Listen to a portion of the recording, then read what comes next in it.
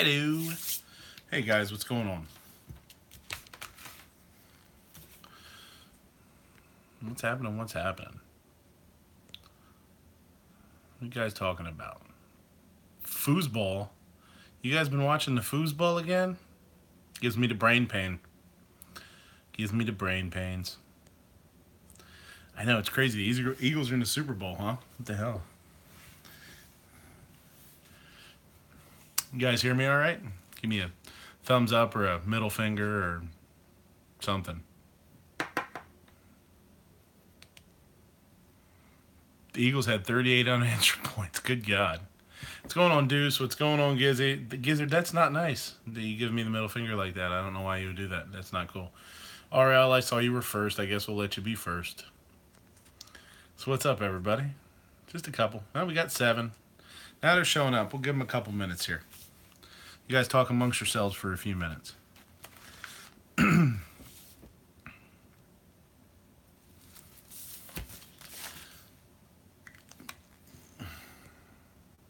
Hemi, what's going on, brother man? Double T, how's it going? Jorge, Nodak, Patriot, what's going on, everybody? What's going on, buddy?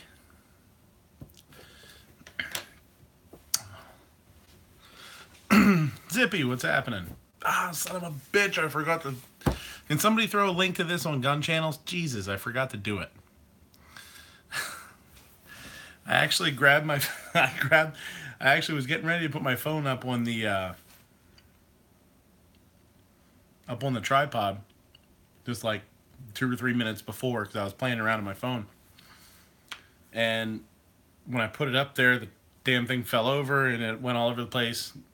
And my little man was playing with with the tripod the other day. He saw it sitting on the table, and I let him play with it. And he was, unscrewing and screwing in all the little, little joints. You change all different positions.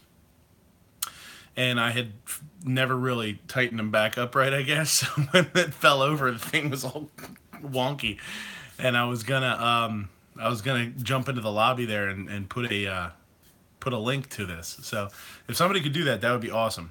I totally forgot that I was going to do that, and I realized, oh my God, it's 10:30. Rich White, what's going on? Jumpy, how you doing, buddy? Grim, how you doing? Link. What's cooking? Nothing's cooking right now. We can talk about cooking. Thanks. If somebody can throw that link in there, I appreciate it. G-Webs it. Shot show. He'll get mad at me. He'll drive back here and yell at me. Thing still isn't quite right. This isn't quite how I want it. Hot dog sandwich. Could be. No hot dog sandwiches here. I'm going to create an earthquake here for a second. See if I can... Nah, screw it.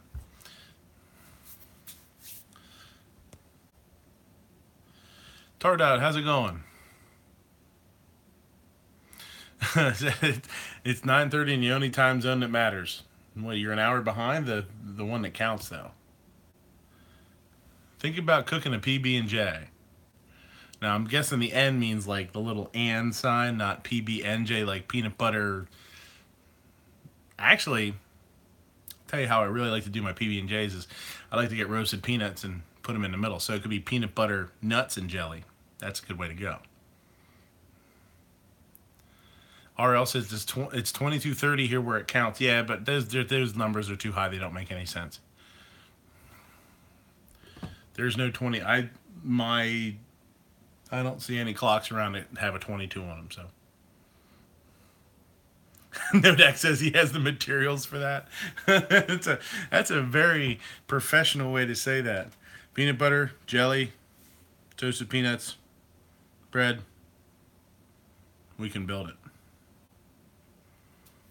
Rigo R. How you doing, buddy? I don't know that I've seen you before. Peanut butter jelly time. I don't know that I can sing that. I get in trouble. I don't need a strike. Jumpy made some salmon, but he had no unsalted butter, black pepper, or rosemary. Well, so I don't know. Salmon salmon's pretty awesome without a lot of stuff. I'm a big salmon fan. We used to do salmon like once a week. We had this like spicy brown sugar kind of seasoning. It kind of can't cook down onto almost like a glaze. That was awesome. Yeah, Gelsma, I saw you were on. What's going on? What's going on, Knives? Gelsma. Yeah, I saw you were cooking fine. Kami from California, but still 2A. How about we start a gun chat since Midnight always starts to turn the gun chat into food chat. That's not 100% true. No signal on gun channels. Uh-oh. G-Web steps away from one day and the place falls apart. Gelsman was cooking. It's cooking. That's cool. Yeah, I appreciate it, Gary. Thanks, man. Yeah, I saw you cooking. I was doing some stuff around. I had the live stream on. Look good. Cooking that rice. Almost like a kind of risotto-ish. But you didn't stir it, so it probably didn't get super sticky, super thick. Arborio is a great rice. I love it. Kind of chewy. It's nice. Big fan. Sushi rice, arborio rice, very, very close. Those medium pearl rices. Cuban style rice. It's like a Cuban risotto, sort of, kind of. Roll call, going to sleep? See you, buddy. I know, I feel it, man. I had an early day this morning. Today's been a long, long day. Went to bed at 3:30. Got back up at 6. Ugh, that's no good. We need to do a gun channels cookbook. Have a little competition. Yeah, I think that would be fun. We've talked about that before. I'm trying to work my way through on recipes. I'm trying to California. I got it right here. I remembered. Braising. We'll talk about it. I remembered. Had to sleep fast. Yeah, it would be fun. It'd be fun to do some stuff. We could, honestly, I'm sure there's somebody that could, I wonder if you could set up, you know, what would be really neat is to even set up like you could even set up like a Patreon page maybe or something for it, and have, you know, you subscribe to it, whatever, $1 a month or whatever, and somebody does a recipe and puts it up there for patrons only, and then we just decide collectively where we want those where to put that money. If we want to send it to you know, if we want to send it to G-Webs, you know, or one of the other guys, or every month maybe it goes to somebody different. I don't know if you could do something like that. That'd be kind of neat. Rich says, my daughter watched your Dorito chicken video and said you stole her idea. Don't rat me out, man. Too Loud Moo, what's up? DF2 Dot, how you doing? Wayhani rice must try. Wayhani, is that a brand, a dish, or a type of rice? Beer run.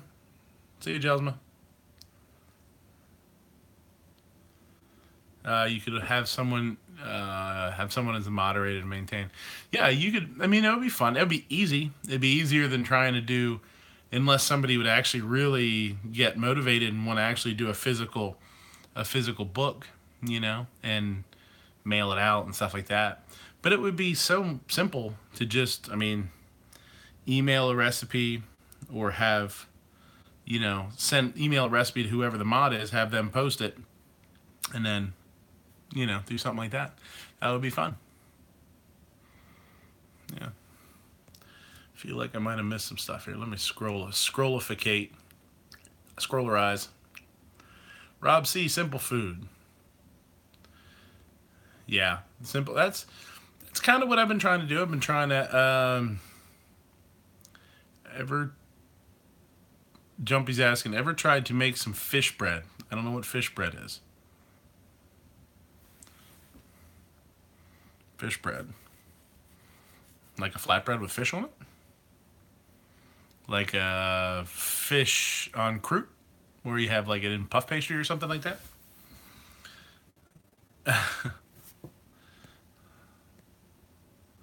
Gelsman's getting bush because he's broke.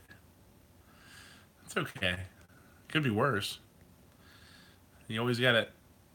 Fish Coke. Look up fish Coke. I don't know. Let's take it up. Grab it by the now. What the hell is going on? Firing squad. Etouffee. What is etouffee? I don't know. I've never heard of it. It's like a cheeseburger, right? I got my other Grim. Is Grim, you're still in there? I got my other Grim mug today. This is like my nerdy Grim mug. Like my golf shirt Grim mug. It's pronounced fishcock. You're pronounced fishcock. Double T's. People are making, yeah, it's possible.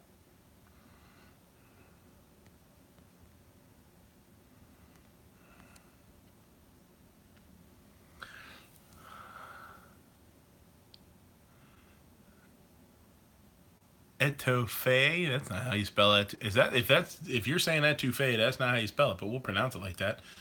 Unless it's something else. If it's something else, tell me, because I don't want to mispronounce it. Etouffee is cream sauce for fish. Smoked salmon and rye bread. So it's like a...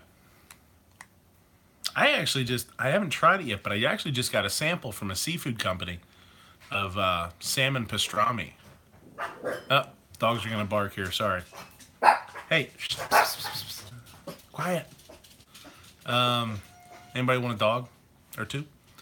I actually just got a sample of a salmon pastrami.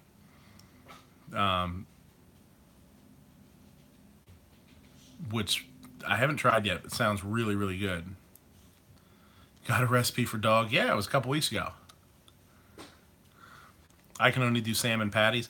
Salmon burgers are awesome. I used to do a salmon burger years ago that was chopped salmon, and we used to mix in fresh dill, minced red onion, garlic, a touch of sour cream, salt, pepper, and a little chili flake, and then did it with seared it. It's tough to do them on the grill because they want to fall apart, but we used to do them on in a flat top or in a pan, and then do them with an herb mayo. So you had the dill in it, and then just like a fresh herb mayo. That was killer. No breadcrumbs. You don't need the breadcrumbs if you do them ahead of time. Do them ahead of time, kind of mix it all up, and then the natural protein will let it sit together. If you form them and then either wrap them in plastic wrap into the shape, like the shape you actually want, then when you unwrap them, just kind of gently throw them on there, they'll stick together. And it saves them from having the breadcrumb sort of taste and flavor and texture. They're a little bit more natural texturally. Moo says, my daughter and I just made bacon wrapped maple syrup salmon bites on charcoal. Nice. That's awesome. I have done my grandma used to do this dish too. And this was kind of, looking back on the sausage gravy video, she used to do like a white sauce, like a white gravy. And I don't remember what she called it or if this is actually a thing. Obviously it's a thing if she made it, but she would make like a white, just with milk. So it was really light. It wasn't quite as rich or buttery as the one that, I do in the video, or I do. She would make that white gravy and then put canned salmon. flake it in there, and peas, like sweet peas, green peas. And they would do it on toast. So it was like kind of like an SOS kind of thing. And it was, I remember like as a kid, like it's weird that I liked it, but it was really, really good. It was a really neat kind of thing. That's screams like Depression era food, you know what I mean? So, if you lived on a farm or something and were able to get milk and, veggies and stuff like that, it's definitely something that you would make. 22 watching, not bad, especially since everybody's bunch of the guys are out at SHOT Show. I haven't had a chance to sort of interact with the guys at all today. I literally hopped on.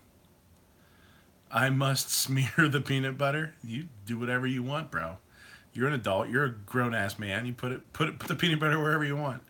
I got notifications from a bunch of stuff. Bunch of things today had notifications pop up. I had a notification for Clover. Jumped on, and like 45 seconds later he shut it down. I said like how you doing, or I said something, and he was gone. And then Ghost popped up not long ago too, and I did the same thing. He popped up, I opened up, I said something, and I think they called his flight, and he was like, Gizzard Gary, thanks for the sub. No problem, buddy. I didn't realize I wasn't even subbed to you. I killed the chat twice. I killed the chat. Absolutely. Storm and Norm G Works says, when I was a little boy that lived overseas in a third world country, I used to eat roasted bugs, specifically grasshoppers, crickets, called Ararawan, and I liked them. Then I moved to America and was introduced to bacon. Now I'm a bacon fiend. It happens. Yeah, I've tried. I had grasshopper once. It was like, I don't remember where I was. So I think it was a food show, and it was just one of those weird and wild things that I don't know. And they were done like roasted with like a spicy kind of seasoning. It tasted kind of like spicy popcorn. I mean, it was nothing crazy other than it was a grasshopper. But I don't know that I'd sit down with a bag full of them, Big Foodie 81. California says, a Ukrainian friend of mine gave me her mom's recipe for borscht. Good stuff. Borscht is really cool. I've only had it a couple of times. It's not something that's tradition like I grew up with, or my family, and so it's not necessarily something that you automatically sort of throw yourself at, Oh, Big Foodie 81 is actually Big Gunner 81. Okay, it's his other channel about food. My main channel is Big Gunner 81. I'll have to check it out, man.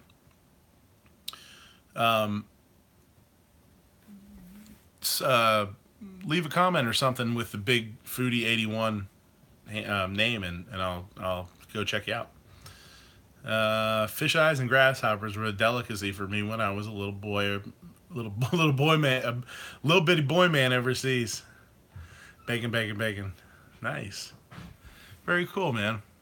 Yeah, Giz. The food thing is fun, man. I mean, everybody likes it. Gizzard says he wants to do a food channel. Gizzard Grub. That's funny. Yeah, it's like Gelsma opened up today and just sort of did some cooking stuff. I've tried to open up live chats twice at work, and our Wi-Fi is just wonky, and it wouldn't let me. It kept crashing down before it even said it was live. It was just shutting itself out. So I don't know. Our Wi-Fi blows there.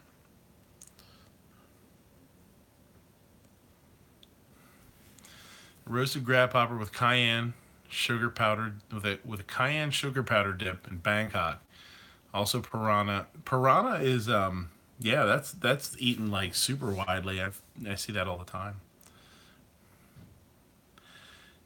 Budget Guns and Gear, how you doing, buddy? He says he's going to try the Dorito chicken strip recipe, without a doubt.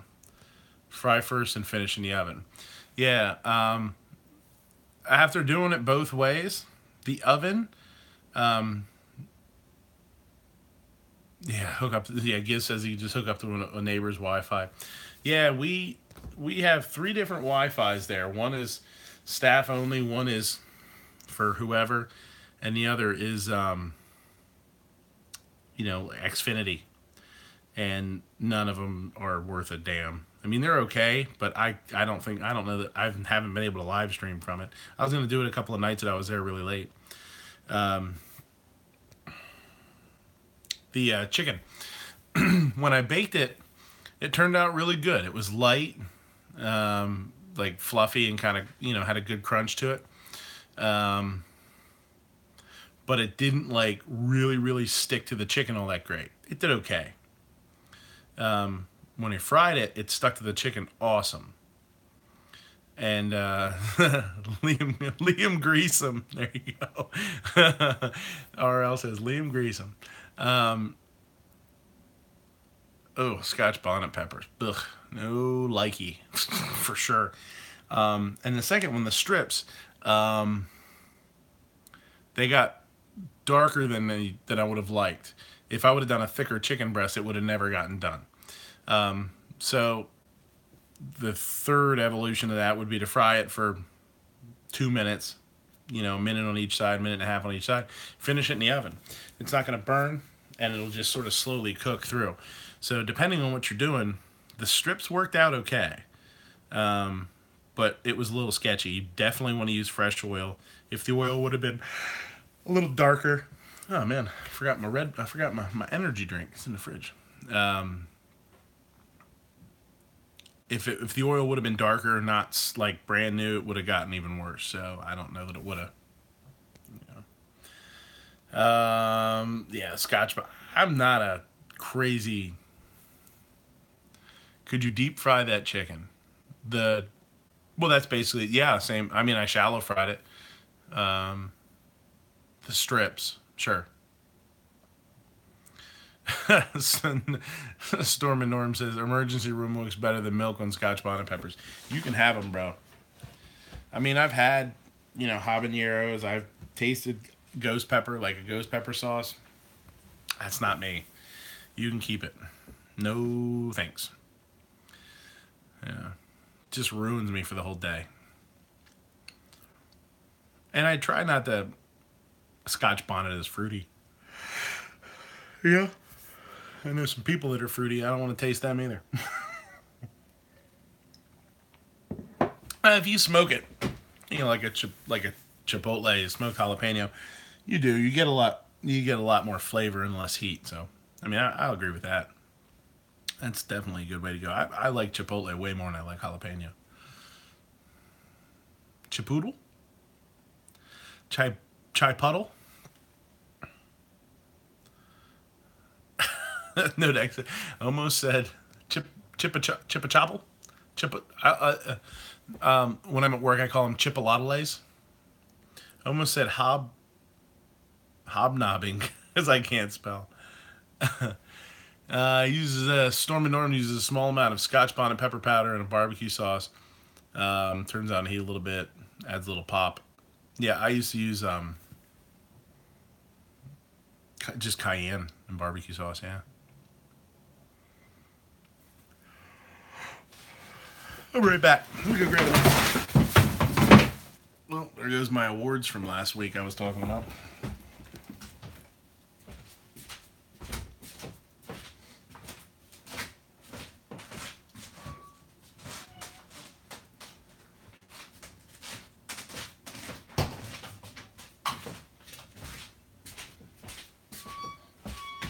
I win most likely to dump my stuff on the floor.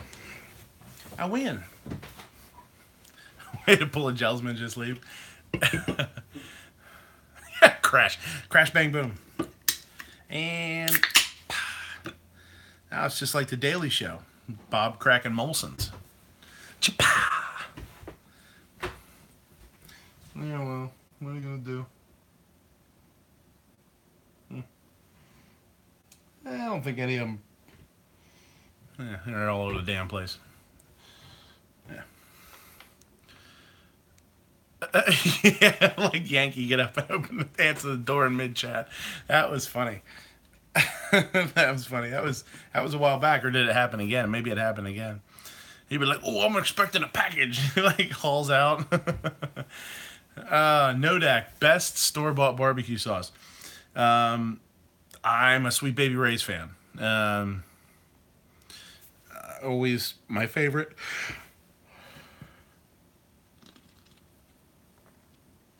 And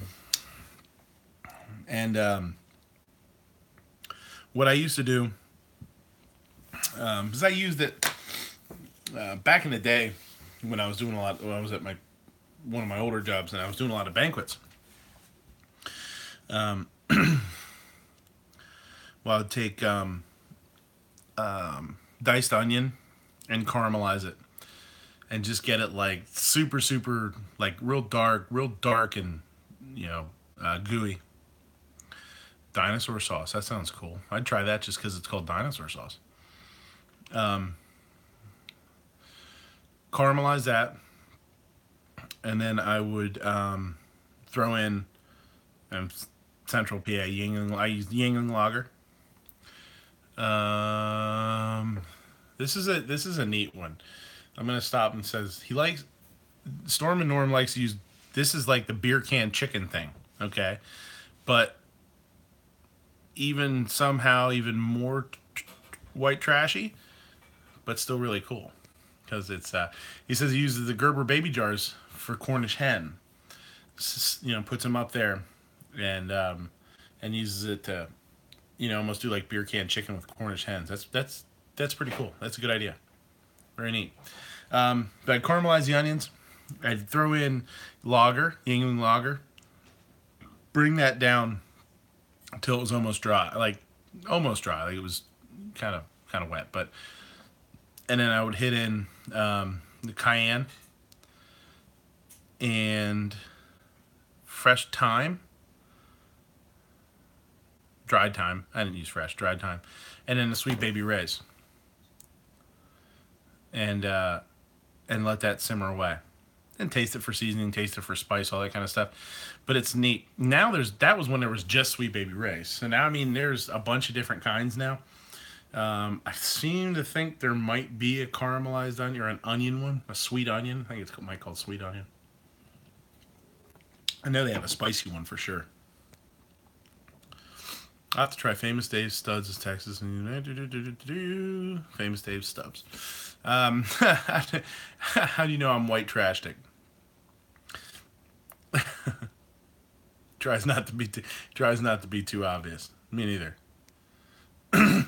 Yeah, I know my white trashticle. White trashticle keeps getting brought up. I really somebody should really start that damn company. If I wasn't broke, I'd start the company. Maybe I could be somebody someday. Maybe I could be somebody. Giz said Casey Masterpiece used to have a mustard based sauce that was awesome. I think they still do. Regular Casey Masterpiece is kind of like a go to for a lot of people, and it's pretty good. Um, I've just never. It's a little too sweet. Doesn't have enough kind of body to it. A little generic. Doesn't have a whole lot of character. But that's why I used to doctor up the Sweet Baby Ray's too. Yeah, that's those. RL hit 75 subs today. 75 too many. The world we live in, I'll tell you. Gates is really awesome. Yeah, Gelsman says for his restaurant, KC was his base. Yeah, we use it at the restaurant too. I mean, just for like daytime kind of, just like you're saying, it's kind of a good base. It's generic. We'll take it and use it for. We do a barbecue ranch like dressing too. That's really good. That's white trashticle. You start mixing ranch and barbecue sauce together, you're there, buddy.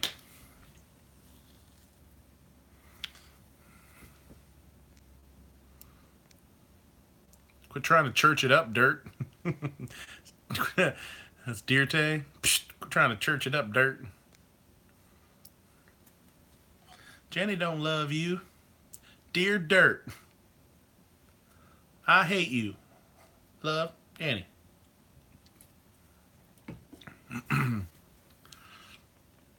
Red Robin's campfire sauce. That's like the... Yeah, that's kind of like a... kind of like a barbecue ranch, sort of, kind of. There's a lot of places. Man, there's so much stuff on the store shelves now. Like, it's kind of like, you know, when Beam started doing like the small batch bourbons. Now there's just like millions of small batch everything, you know. Have you tried the white barbecue sauce? It's mayonnaise based instead of tomato. Yes, I have tried white barbecue sauce. Another restaurant that I've worked at did it for a while, and I hated it. I thought it was just... It was... For what they did with it, it was fine. They used to do a white barbecue shrimp, and it was like sort of a... But it was... You've got like a... Like, it just tastes... I'm trying to think... Oh, it was heavy with... It had whole grain mustard in it. Whole grain mustard, hashtag not my barbecue sauce. That's right. So, it was mayo, whole grain mustard, garlic, a little vinegar, salt and pepper, whatever, black pepper. I don't remember exactly what was in it. But literally, it just tasted like a Dijonaise. You know, it was like a Dijon mayo. So you're then tossing shrimp in Dijon mayo, which tastes okay, it tastes good. I mean, why not? But it just, to me, was like a stretch. You know, it's the kind of thing where you're trying to turn something into something it's not. It was kind of, I don't know. Just wasn't a big fan of it. What's going on in the gun channel side? Is that Jelsma was timed out by Jumpy for 300 seconds. What the hell happened? I don't know that I can see what he said. What the hell happened, Jumpy? What are you doing? Jelsma message deleted by Jumpy Killer. Storman says he likes frog legs. I've had frog legs too. I like them too. When I was a little bitty boy man overseas, we used to... Cat makes me laugh. I like that. That's funny. Where were you when you were a kid? If this is all bullshit, I'm gonna be pissed, because this is super cool and super interesting to me.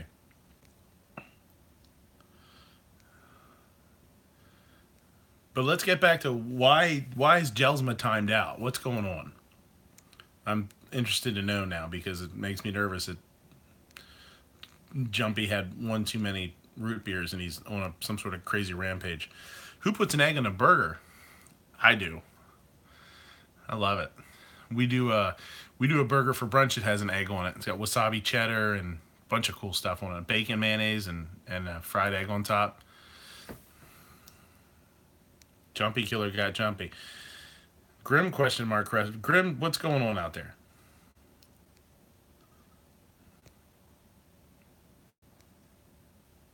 And now Jumpy is gone. I don't want to have to pull Jumpy's hammer away. Jelsma said white sauce for pizza only. Well, that kind of makes sense. All right, you guys investigate. I will move on with the show. Ban and run, yeah, son of a bitch. Now, when somebody gets timed out, can they still are they still watching? I've never been banned. One of these times, or not timed out. One of you guys should time me out one of these days. I'm kind of interested to see what happens. So you can still watch, okay?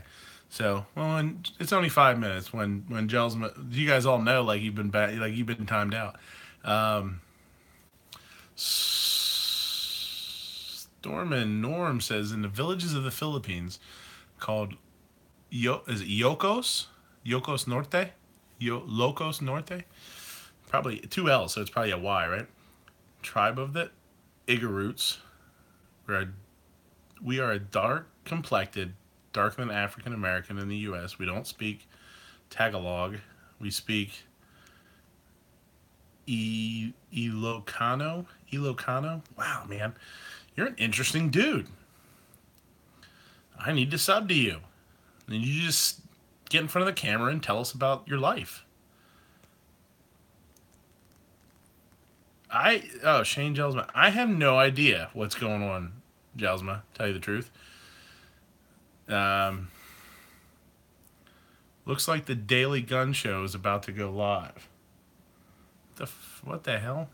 Okay, well, if they go live, they go live.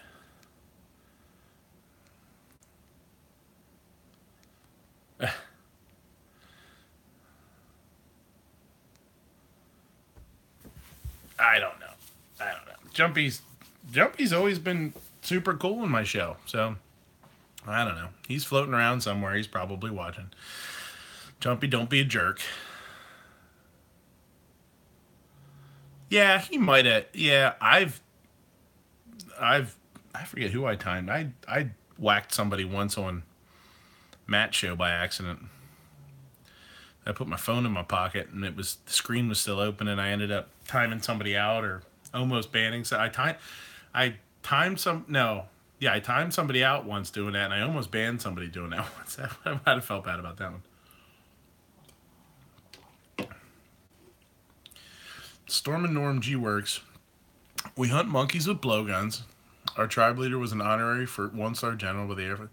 This is do you do Link hit 1%. He dogged on that one. Rob says we still not see the dog or giving away. Yeah. Macy. She's sleeping. She's lazy. Lazy Macy.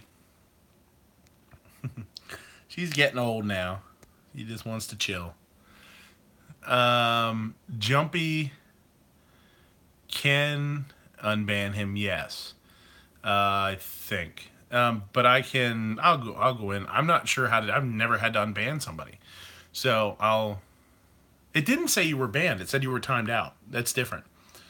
You might be able to pop back on by now. It's 300 seconds. It's 5 minutes. I don't think it didn't say you were banned. But, well, yeah, whatever. We'll get it figured out.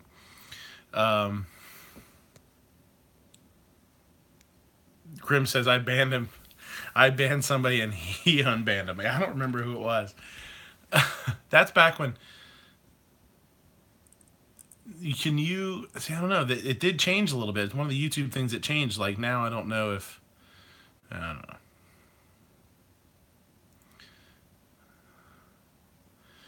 RL, when you're on your phone, I don't know if you have an iPhone or an Amazon, you just touch there, their avatar comes up in a little box or block, and it says whatever they're saying, their chat, their text, whatever. Just tap that, and it'll give you a bunch of options. Like if I touch... Jumpy says, sorry guys, I was blind for a while. I touched my eyes while I was eating yellow jalapeno peppers. So if I go on to you're already a mod, but if I touch yours, I don't know if you can still see me, but I can't see the chat at all now. It'll say report, remove, put user in timeout, hide user, remove moderator. For you, it says remove moderator because you're already a mod. But if not, it'll say add moderator, I think. That's it. That's weird. It's weird that you didn't have it as an option.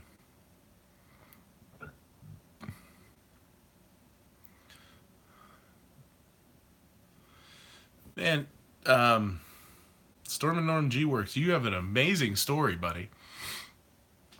Have you, do you have a channel? Do you have a channel that what do you do on? I think I've looked at your channel. I feel like I've looked at your channel. I feel like I went to check your channel out.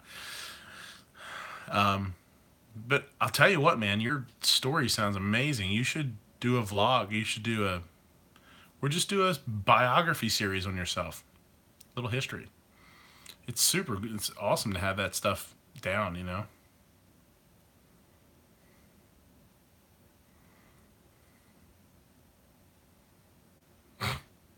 Midnight was touching you. Sorry. You actually you timed out Gelsman. We couldn't figure out what the hell was going on.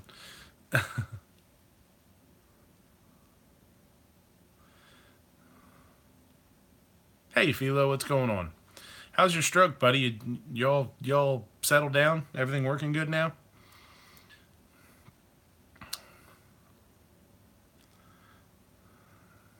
Jungle Book.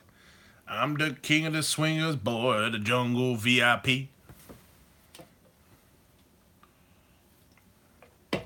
I know.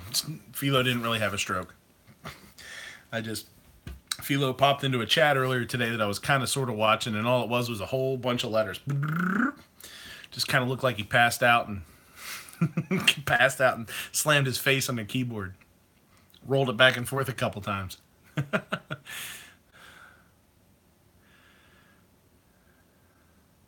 So, hey, what's going on, Jared? So, Gelsman, take a look and make sure that you're not. I mean, when you get a chance, make sure you're not timed out. If you're timed out, or if you're, make sure that you're just timed out and not banned. Obviously, I mean, I'll figure out how to do it if you're banned. Unbanificate you. So, over 41 minutes into it, and we haven't really talked about anything yet other than bullshit. Which is fine with me, but I've actually had a pretty steady little rise in subs. I think I've got like 218, something like that now, which is really cool. Getting some people. I'm getting a few people that I've never even seen before, one or two, that have subbed to me. One of them looked like he did Patriot Says Cheeseburger. One of them looked like his channel was primarily gaming. So, yeah, Gelsman's back. There you go. Papa's got a brand new bag.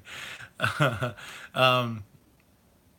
that's really cool. Share some videos if you know people that are they're into the cooking thing, if they're into the gun thing, that might be interesting to them. Yeah, I'm feeling you. I'd love to go. And what's funny is some of the guys are taking it super super seriously. G and G Ghost and Clover are really taking it super seriously. And then Yankee's like, I treat it like a vacation. Probably because he's been there a bunch of times too. So. Storm Norm says, I hope the NRA booth is getting trolled big time. I feel like they'll probably catch a lot of shit. I feel like they're going to catch a lot of shit. And I really do agree with G, too. Like the other day, RL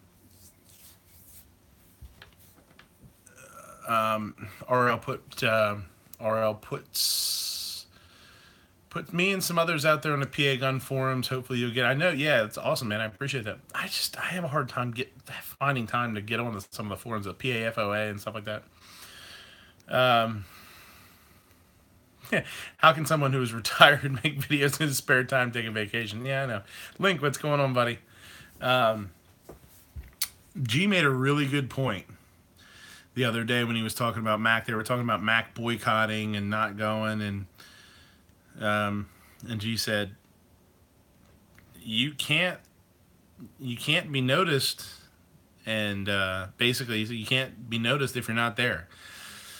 So, he said, he should have went and basically, I guess, made some noise while he was there and tried to make his point known and get his point across. And I think that's totally true.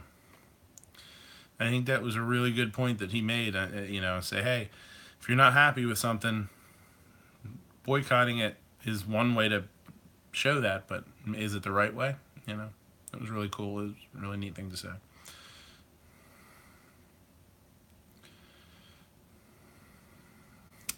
Storm and Norm says, that was my next question is, do you own a gun shop or are you a gunsmith? He says, I have a project I'm working on. I'm making a mural wall. Yeah. Gear websites just went live, guys. So if you want to dump me and head over, I won't blame you.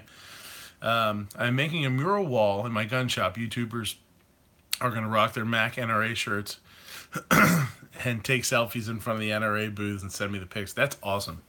That's really cool. I am eagerly awaiting, these are my eager fingers, my gun websites shirt. I'm super excited to get it. I got it in charcoal with the AMD 65 going down the front side, and then the gun website's logo in the back. The gear, the one with the shooters. It's a cool shirt.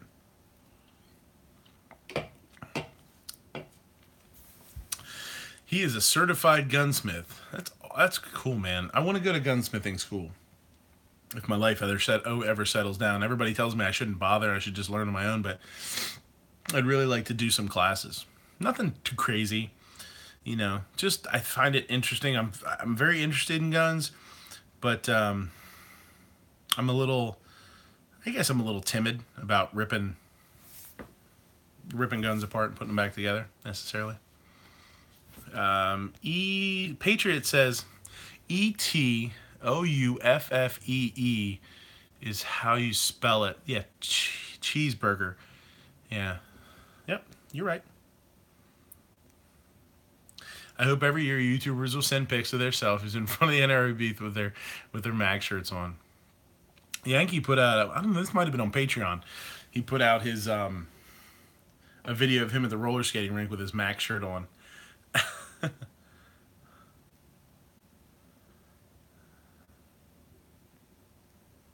Rob says he's got me on the phone and gear is up on the PC. Well, I appreciate that. I would not blame you guys if you went. Like I said, geez, they got some awesome stuff going on out there. There's not a lot of places you can go to learn gunsmithing. Yeah, and you know what? I even thought about it as like, I got a buddy that's got his FFL and he does it out of his house, and every once in a while I'll bug him and I'll be like, did you open up a shop yet?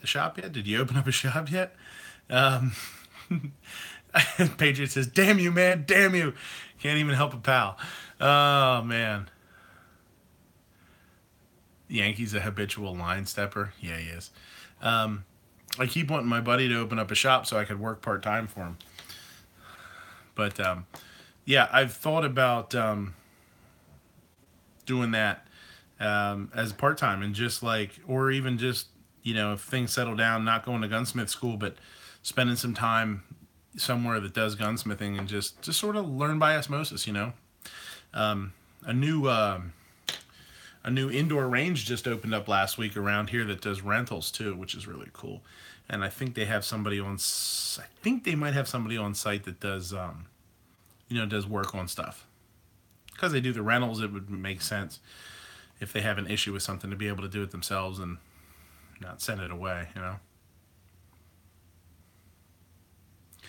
Yeah, start taking stuff apart. Yeah. Yeah, I do the full field stripping and take it down, and it's just I don't have a great workspace. My reloading bench is pretty small. It doesn't give me a whole lot of room to work on. And we got the little guy around, and just don't have a whole lot of time.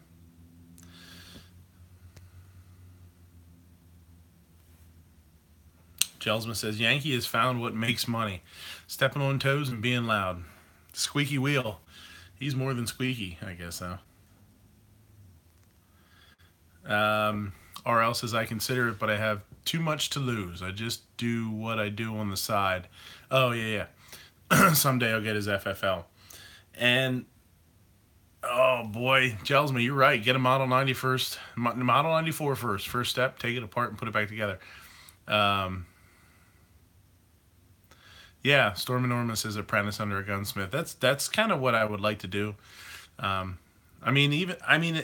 very, like, not even apprentice or do anything crazy like that. Just be a hang around and just poke my nose in and learn, and just it's interesting, earthquake. Gelsman, Model 94 is on my short list. I used to hunt with a Model 94 when I was a kid. That's what I hunted deer with. So, The Winchester Model 94 is one of those guns that's, one of my top 3-4 guns to get. I don't have a lever gun, and since I have experience with one, and that's the one that I had experience with, I've said it before. I keep saying I'm going to hit my uncle up and try and buy it from him, but he's got a couple kids that shoot, so I don't know that he's going to want to cough it up. But that's the rifle I used when I hunted. Yankee has money coming in from investments over the years. Yeah. Yeah. He's smart. He uses all his income from YouTube to bring his income down.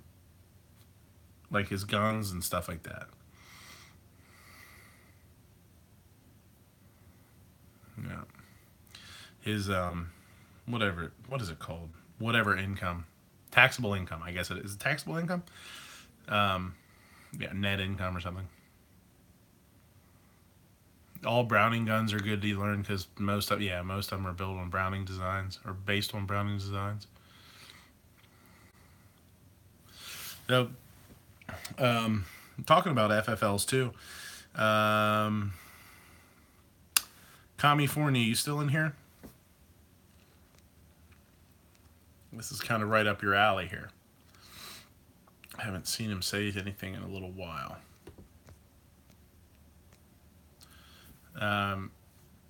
Stormin. Well, you already have your FFL though, but you can maybe confirm this. I've watched a few videos the other day. I live in shithole Cali. It sounds like a song. They were talking about the loophole, a little loophole to be able to still order in ammo. People getting their CNR licenses.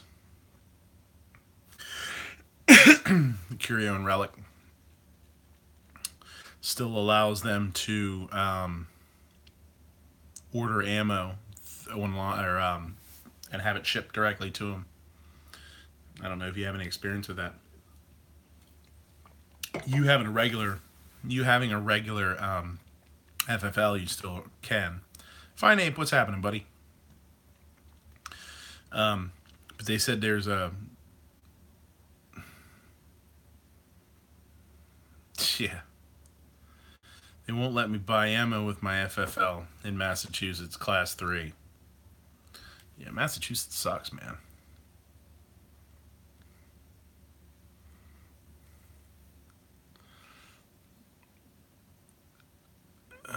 In California, the state still has to license you, and it costs $70. Yeah, well, that's the part of the CNR license. It's like 70. It's like $70. It costs you like $110 to get it all set up or something. The video, the guy was explaining it, and then I guess years after that, it's like $30 a year or something like that. Storman's saying no, with a whole lot of FFLs and a whole lot of numbers. Nah, FFL 2 or 3, CNR no go. I have 3 FFLs and FFL 6, 7, 8. I don't know. What's going on, outfield? Outhouse, the old outhouse Hatfield. Yeah, Pennsylvania's pretty cool. We still have the ability to ship. We can ship full cases, anything. I mean, even more than that, I guess. I don't know. I don't know anybody that's ever done more than 1,000 round case, but you can still do that. It's a heavy box on your front door. I know that.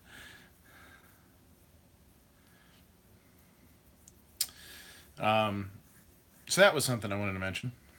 Whether it's true or not, I don't know. I don't live there, so not that it doesn't matter to me, but yeah. It's hazmat when you're over 1,000 pounds. Cali firearms licensed dealer grandfathered in. Okay. So if you get the CNR FFL after the law changed, you're not grandfathered in. You have to get an ammo license. Okay. See, and that's where maybe this dude was mistaken. Maybe he had one before and it allowed him to continue using it. I don't know. Just thought it was something worth bringing up.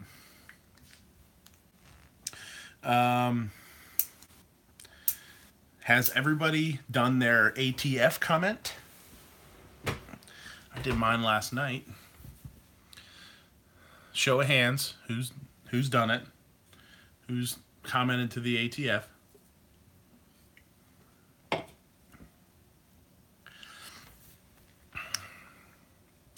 I think my first line basically just said it makes no sense because we don't even know that a bump stock was used. And you should never build laws or create laws or rules on assumptions.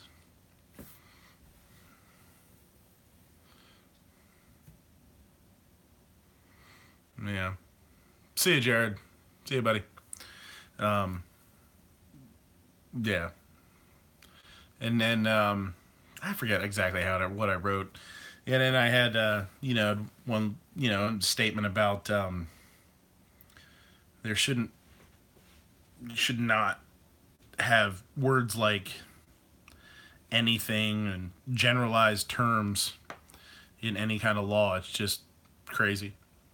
It's I don't remember what I said. It was late. But when you start using words like anything or any kind of, or it's so general that it just allows for anything. That's no good. So that's cool. I just want to throw it out there. Yeah, reloading isn't yet. I don't know. I haven't seen what laws they're gonna do about reloading. Gelsman says, how many submissions are there? Last I heard it was 28,000. Really? 28,000? That's actually way more than I thought it was going to be. That's good, because last time I saw it was under 10, I think. Jorge says, have I seen in the news they showed more pics of the room with more ARs in the beds and other guns in the news of the Vegas shooter? No, I didn't see it. Some of the rifles did have bump stocks. No, I didn't see it. But has there been any official statement yet? Because honestly, without an official statement or without knowing exactly and having them say these are the rifles that were used, we can tell. There should be no laws should be made. No policy should be. It's not right. You just can't. If it's not absolute, it's not absolute. That's what bugs me. Well, that's one of the things that bugs me. Although I did see on my gun.deals app 2 days ago, yesterday, 2 days ago, bump stock slide fires were like $118 for a slide fire. Fine Ape says, you're a chef. Why then are you eating a Sharpie? This is like one of the most important tools in the kitchen, the Sharpie. Ones are always labeling and dating everything, making sure you're rotating everything, making sure everything has a date on it. They lay all over. I have them all over the place. They're in my truck. They're at work. They're laying on the table. It's just like so natural to have one in my pocket. The chef, we have it like on the sleeve and stuff. That's how you get high. Sharpies they're not old. They like the old magic markers. I think we all had that kid in school, though, that used to get busted in the closet sniffing markers, getting all stupid. Crazy way to get buzzed up. Huffer. So, there's that. Next thing on the agenda is I created a playlist on my channel and I named it Midnight Jams. We have a couple of I have a playlist that we play at the restaurant when we do brunch, and it's long. It's like 100 songs. And I was thinking about it the other day, and I thought, you know what? I should do a cool playlist of just like maybe a group of different artists, maybe with a theme, or one artist with a bunch of like just some songs. So I did that, and I thought it'd be kind of fun.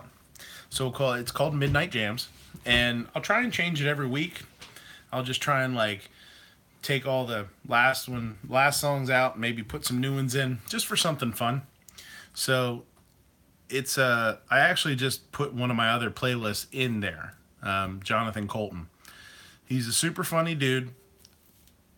Really fun music. Midnight Yams. It's not midnight yet. Nope, no sweet taters here. So there's 15 songs in there. The first 14 songs, or there's a couple of covers in there too, that are really funny. Two Girls, One Sharpie. And then the last song is actually one of his concerts. It's really, really fun. His songs are super funny. They're really kind of quirky and goofy, kind of nerdy. He's got a song, it's called R.E. Your Brains, about a guy that's stuck in like the zombie apocalypse, and his coworker is trying to get in to eat him, to attack him, and they're talking back and forth. Super fun. So, if you're at home cleaning, doing laundry, or doing whatever around the house, or reloading, or cleaning your guns, put that playlist on. It'll play like 14 songs, and there are 14 of like my favorite ones. Are really cool. And then it'll go into the concert, and the concert's really cool. It's called like Best Concert Ever or whatever. Yeah, Jonathan Colton. Yep. So I have Jonathan Colton playlist under there, but I also have the Midnight Jams. They're the same right now. But next week, I'll try and change the Midnight Jams to something else. Either another artist or maybe another theme. Kind of like Coltrane. No, Colton. Colton, like a lot of coal, like a ton of coal. It's Coulton. So put it on, play it. It's really fun. They're not all safe for work or little kids. There's one or two in there that you probably don't want your kids to hear. But Colton, yeah. Yeah, it's pronounced like that. Yeah. So I thought that would be kind of a fun thing to do. So again, if you guys have any ideas, you're like, you should do a playlist that's based on this or based on that, or this guy's really good, send them to me. Send me, then maybe I can try and build a playlist around it. But just kind of something fun, Maybe I won't do it every week. Maybe I'll do it twice a month or something like that. So that's that. We talked about the chicken, the Dorito chicken. Fry it possibly and then finish in the oven. California wanted me to talk about braising, and I don't know that he's here anymore. He might have bolted and took off to, he might have went over to the Daily Show or something, which is fine. We'll talk about it anyway. He was interested in braising. The term, the technique. The term the technique of braising is generally used for. Okay, we'll see. I mean, he knew I was going to talk about it, so maybe he'll. Braising is good for fatty meats. Braising is good for fatty meats, and braising is good for tough meats. Yeah, things that tend to get a little grainy. So we'll talk about it a little bit here. Short rib is one of my favorites to braise, and one of the things that like a brisket is good to braise. You can braise a brisket. I actually like the brisket is really good low and slow, like a smoker too. London broil. Brisket is really good. I like to braise it. I'll braise it and then do like a marinade or a rub, and then finish it in the oven. So you can kind of have like this really soft, tender inside and like a crunch on the outside. Braise a brisket and then throw it on the smoker. Yep, it's same idea. And what it's going to do is you're basically, a lot of times you're going to sear it and then top it with a liquid, usually a stock or a broth with aromatics. Usually when I braise it, I use the things that I would normally use for a stock: celery, onion, carrot. I like a little tomato, garlic, thyme, something like that. Cover it in a liquid. It could just be stock. It could be stock and wine. It could be stock and whatever. Is it okay to put a stainless pan in the oven? Sure, no problem. One thing you have to watch with a lot of pans is if they have any kind of like grippy inserts, like rubberized handles or something like that. But other than that, it should be fine, I would think. Stainless is pretty tough. Cover it in a liquid. Usually put a lid on it too. You don't necessarily have to, but a lid or foil it. Throw it in the oven, low and slow. Have I braised in fat like carnitas, like a confit almost? Same idea, I would think.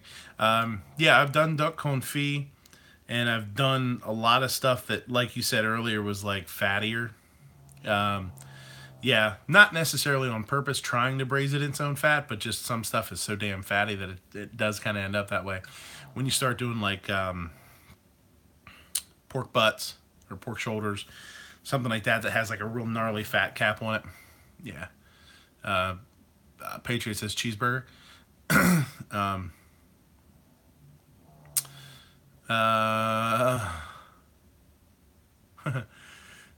Nodax says when he was a kid, he put a frozen Hershey bar in a microwave for like 10 seconds. Didn't realize there was tinfoil in the wrapper. Yeah, you can put metal in the microwave as long as it's not wrapped or wound around itself. Otherwise, it's no good. Put a CD in a microwave too. That's freaking crazy.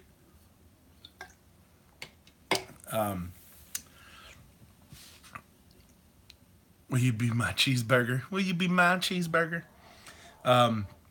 So braise is generally kind of low. I braise a little bit hotter than some people do. I'll braise it like 300.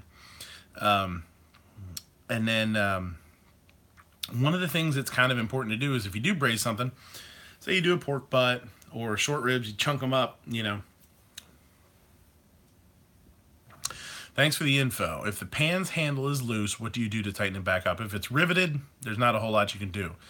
Other than maybe, I mean, you're not going to really want to pay somebody to pop the rivets out and re-rivet it. So what is it, like boiling your hot dogs? Similar, same general idea.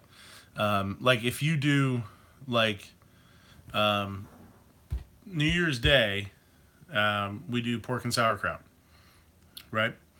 And it's super simple. Just throw like a pork butt or something in the crock pot, turn it up, and I mean, I don't even sear it. I just throw the sauerkraut on top and close the lid up and let it go. That's basically a braise. It's covered in a liquid, just happens to be sauerkraut and juice. And one of the things that people do that kind of screws up, and there's guys in restaurants that do this too, and you can tell that they, like when they get this texture, they're not really sure why. They braise it, and while it's still really hot, they'll take it out of the liquid. And because it's hot, it really gives it'll steam, and it gives off a lot of the moisture, a lot of the liquid, and it'll turn out really, really dry and stringy. If you braise something at home, it's awesome to braise it the day before too, which is really nice if you have like family coming over or something. Braise it ahead of time, leave it in the juice, leave it in the stock, and then to order again, or when you're ready for it, you can just do it on the stovetop, bring that liquid up to a simmer, and just kind of cook it down, and reduce that and use it as a sauce. And then all you really have to do is the day of is maybe, we'll make like a risotto or a mashed potato or something fun. Those kind of things go great with a braise because it's kind of home styly. Just do that and slam it on top. It's got its own sauce. You just reduce that that braising liquid down, and if you have the veggies in there, serve the veggies with it. What's going on, Gunpowder? What's happening? I'm looking to make a mini chambered in 17 WSM. Russian Imperial. Gun propellant. Making a grand.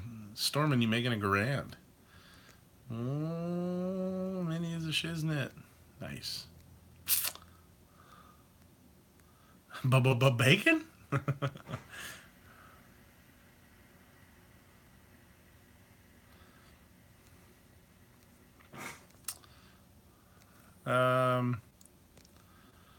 Gelsma said etouffee is a beurre blanc sauce based on fish or crustacean.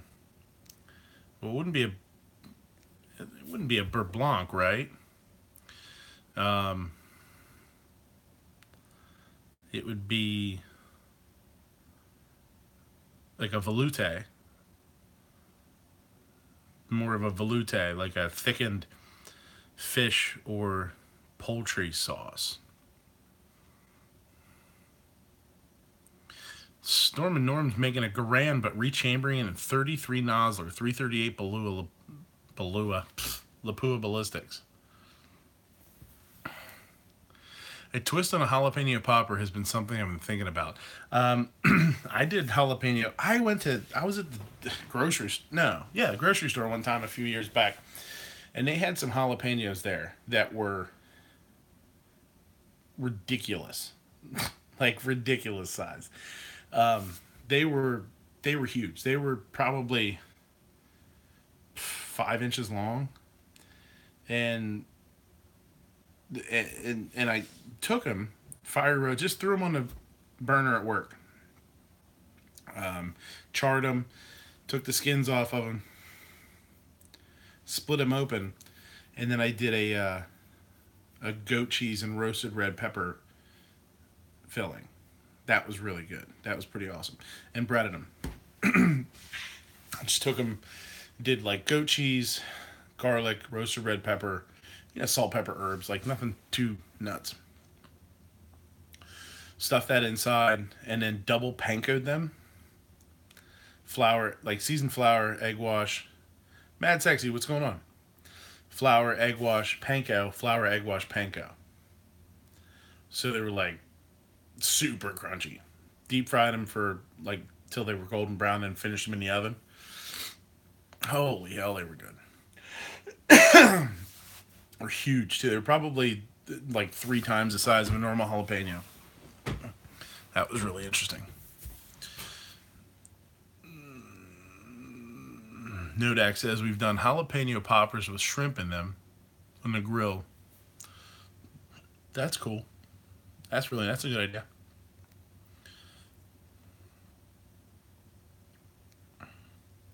Skip the normal filling, instead fill it up with bacon.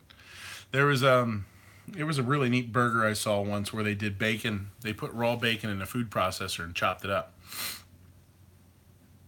And then sort of formed like this thin patty out of it and just stuck it on top of a burger and cooked the burger like that, and it got bacon like a bacon crust. That was good. Mad Sexy loves coconut shrimp. Dude, we did coconut shrimp at a party last night at work. So it's literally a bacon burger. Yeah, it was like a bacon crusted cheeseburger. Yeah, it was really neat. So you kind of bit into it, like the burger underneath stayed super tender because it wasn't even like, it was just cooked through. It wasn't like seared hard or anything like that, so it just really slowly cooked. The burger and the bacon got this gnarly, crusty crunch to it. It was really neat. I tried it. I did it. It worked really good. Just threw like a couple of strips of bacon in the food processor and not tried to blend them up to like a mush, but just let it kind of grind up, Try it. It was really good. I mean, I don't know how it probably wouldn't work very good on a grill. You definitely would want to do it in a pan. That was kind of neat.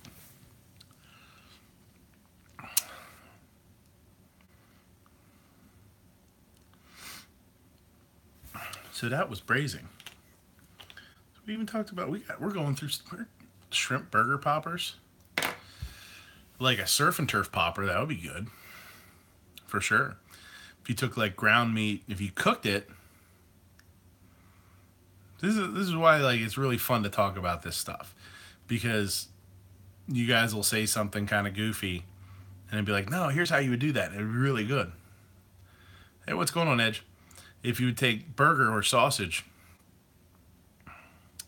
and got you thinking, yeah, take burger or sausage, cook it, crumble it, and then mix it with like chopped shrimp, and you could even use like cream cheese. I mean, when you eat like a crab rangoon, it's cream cheese, crab. Stuff that inside and bread it. That would be really good. Be like a surf and turf popper. Shrimp and sausage, or do like a sausage but do it with beef, so it has the sausage flavor but it's beef. That would be killer. Surf and turf poppers. That's a winner right there. Ooh. I got only recipe is made marinated chicken in soy sauce and rosemary, then cook it in soy sauce, rosemary, ginger and crushed red pepper. Jumpy says, is the food processor worth it in the kitchen? Any thoughts? Is a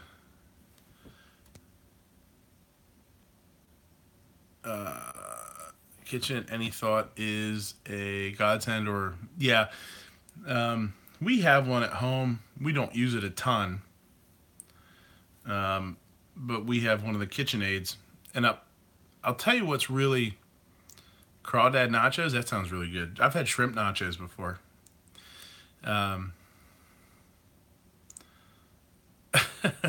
Gizzard has a ninja.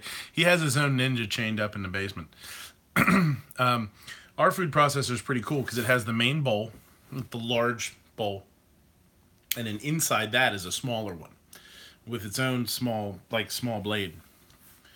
And that's pretty nice, because if you've ever tried to use a full food processor at home for like one or two people or something like that, sometimes it just doesn't even have enough that it will catch.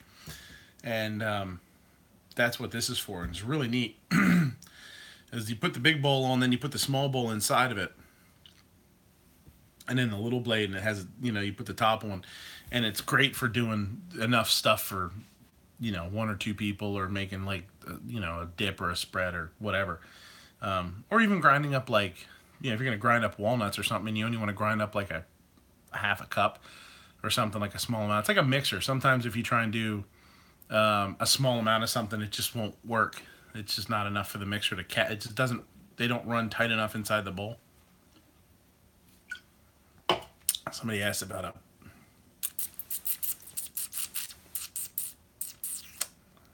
best mixer for bread making. Oh no. I mean, Hobart's a good, but Hobart's pretty expensive. KitchenAid is honestly, for home use, KitchenAid's the way to go. They make so many attachments for it. It's like the AR-15 of mixers. You can get pasta makers. You can get, anything on the damn things now. And they're not nearly as expensive as they used to be, especially if you catch one on sale. And they or they come with some of the attachments that you really want packaged with them. That's pretty cool. They're expensive. They're pricey. If you're not going to use them, I mean, it's an expensive ornament for your kitchen.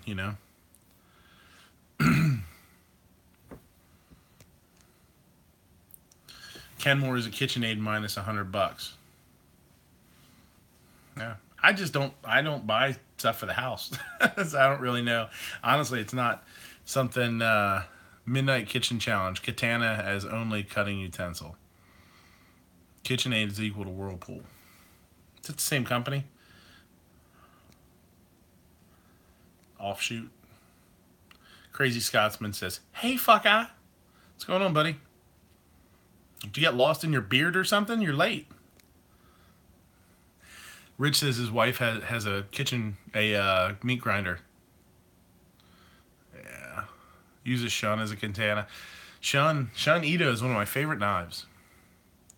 I love those. They were good. I think they were going to discontinue them. Mad Sexy says he's poor. I've got a KitchenAid that we bought at a yard sale. Oh, Scotsman is on another chat? Sure, that's fine. I see how it is.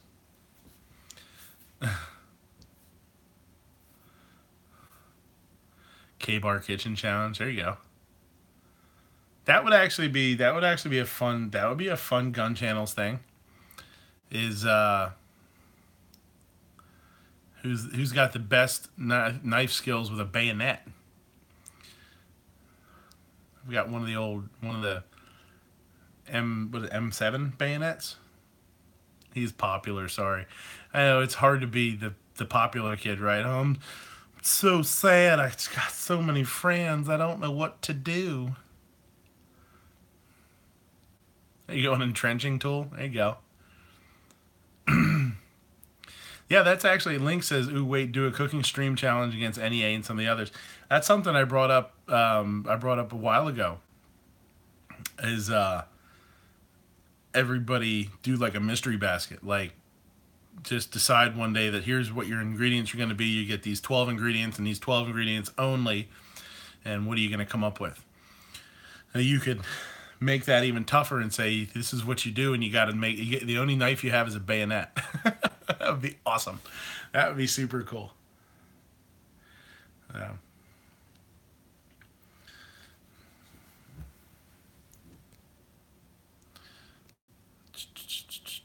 Scotsman does 6 chats a week plus. Yeah, you do a lot, man. I can't keep up. Like, so many people are doing so many chats now, man. They're doing their own things. They're doing their own stuff. Which is awesome. It's super cool that there's so much content out there. Like, there's I can't say no matter what time of the day there's somebody doing something, but there's people doing stuff like all throughout the day, all throughout the week, and they're trying not to step on each other's toes, which is really cool. Jelsman says, let's get together and figure out a monthly giveaway for best recipe. Yeah, we can figure something out. We'll do something fun. Yeah. That people are like, they want to do some live streams. Have I ever made haggis? No. I've had it, but I've never made it. And I had no issues with it at all. A little bit, texturally, it was a little grainy. But that's just how it is when you're using liver and kidneys and stuff. Can be like that. People are deciding they want to do live chats and they want to do some videos and stuff. And everybody's live chats are really trying to be careful and do them times when other people aren't, which is great. Trying not to step on each other's toes and saying, well, nobody's doing anything Saturdays at 9 o'clock. That's when I'm going to start doing stuff. No. That's cool. One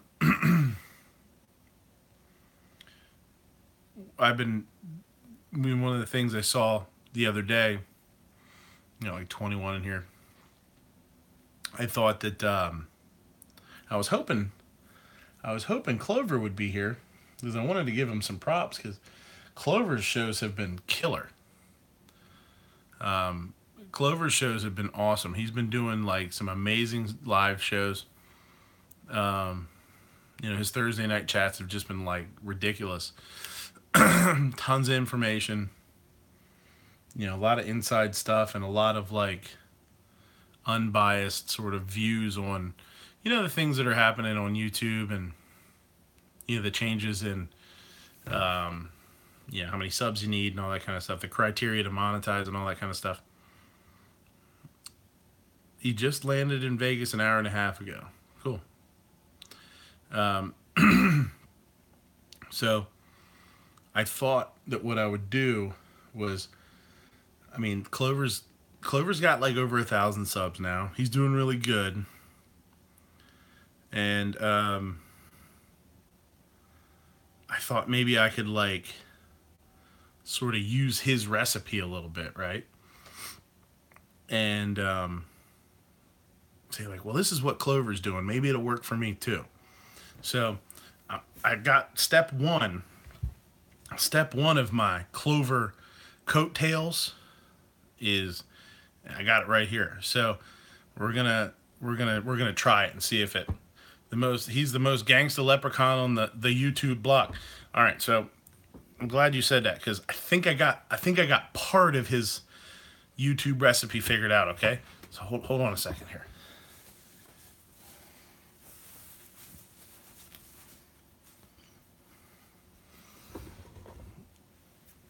I think I got it. This is gonna get me subs for show. This is my clover beard, my tactical leprechaun, right? So we'll do the show like this for a little while. We'll see what happens. Get her done. I mean, this is for sure. This is gonna work, I think. Okay, so I've got like 218. Let's do it. You know, I never even thought about it. That sounds a lot like George Sr. George Bush Sr. Let's do it. Not gonna do it. Let's do it. It's the same. He ripped off George W. So we're gonna do the show like this for a little while. Send me a pipe. There you go. Clover sounds like Larry the Cable Guy. A little bit. My hat's a little okay. Brown chicken, brown cow. There you go. It's the after hours show right now. It's 11:30. No, it's almost midnight. Okay. So somebody take a screenshot and send it to Clover. Let's do it. So we'll see what happens. I had 218 subs when I started the chat. Should do it like this. There, that's a little better. Yeah, there you go. Done. So, done. Scotsman says done. A screenshot engage. Okay. So, oh, he's gonna bust my nuts so hard. So I say by the end of the chat, 800 subs. 800 subs. Oh man, if this was like a root beer or something, that'd be even better. It does match. It's not bad, right? I do have a little, yeah. You need the AR. No, I don't have an AR. Damn it. Don't have an AR. And a pipe. Yeah.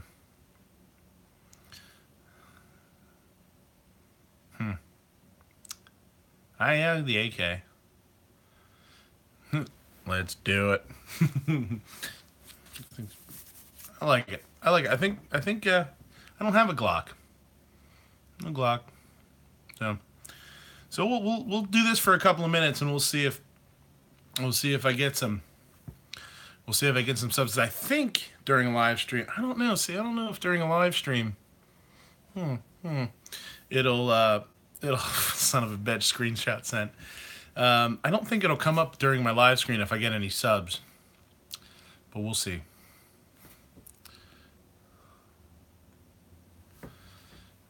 I need to be in his chat camera on with this. Yeah, I'll try and hop on with maybe after hours this week or something and all.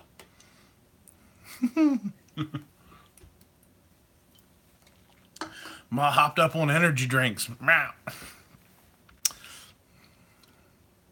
So I subbed 3 times today. 3 times, he said. Haters will say it's photoshopped. I know this really doesn't exist. This is flat earth territory, right? Yeah. I was at the grocery store the other day and this thing was $4. That's a good $4 right there. $3.99 or $4.99. Might have been $5. But I swear, man, I was tired pushing the cart around. I'm getting yogurt and oatmeal for the little man, And I turned this corner and I was like, oh, yes, that's it. Oh man, beard hair's falling out. Say something about not swearing. Come on now. Let's keep it clean, everybody. I'd do it. Yep. He's gonna hate me. He's gonna unsub me. Where's my chimenea? Where's my chimenea? Where's my hammers? Where's my mods at? Keep it clean, my head. Fuck that shit. Where's my mods at?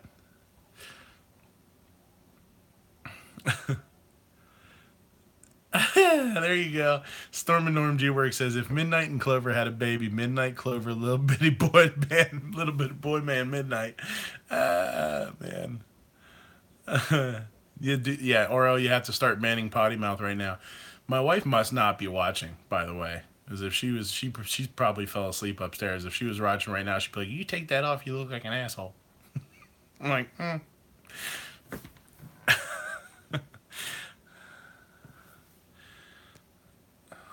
wrench me. Everybody, you get a wrench, and you get a wrench, and everybody gets a wrench. Clover's giving out wrenches all night tonight. Yeah. Gonna wrench everybody that ever stops in. I like it. Yeah. That's right. That's right. Let's talk about guns. What size of wrench? I don't know. Yeah, wrenches. It's your old lady. Your old lady Oprah out there giving out wrenches. She becomes president. I heard she's going to give out AR-15s. You get an AR, and you get an AR. Midnight Clover, little bitty boy man. No, you won't get. Metric or SAE, of course. Metric. Ugh. Metric. All based on tens. Blah. Makes too much sense. And probably this stuff is probably like totally toxic. I'll have brain cancer by tomorrow. It'd be horrible. I'll be dead in a week. It's been nice knowing you. Yeah. Going to the surplus center tomorrow to find the biggest wrench I can. You gotta get one of those big, huge wrenches that they use for like fire hydrants or something, like big, huge ones. The top hat will cause cancer. That's what I'm saying. I'm gonna have brain cancer tomorrow.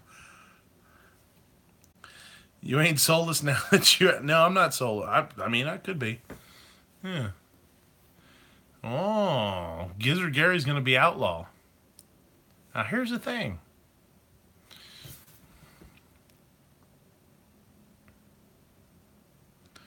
We were going to do or somebody did do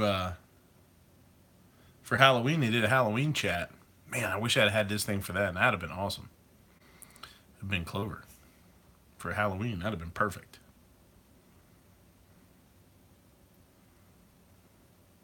Oh man, I don't have any Lucky Charms. I didn't plan it. I didn't plan it as well as I should, or as well as I should have. Top hat has mercury and it'll cause madness, not cancer. It's probably what happened.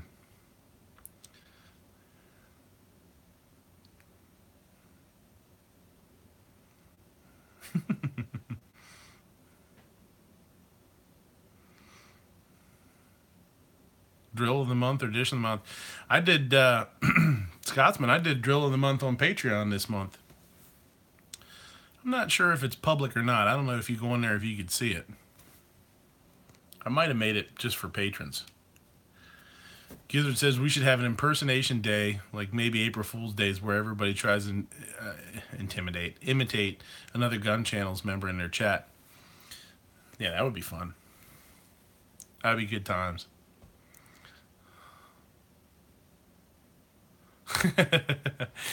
Next time you use a marshmallow to make a necklace while you eat a bowl of Lucky Charms cereal.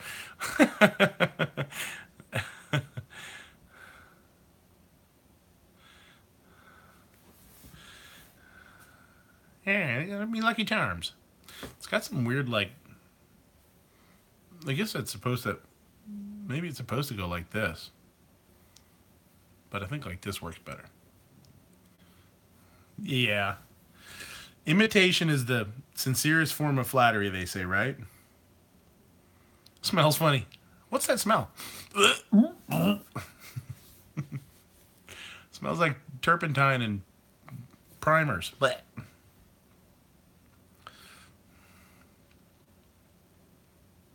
all right, this thing's starting to itch.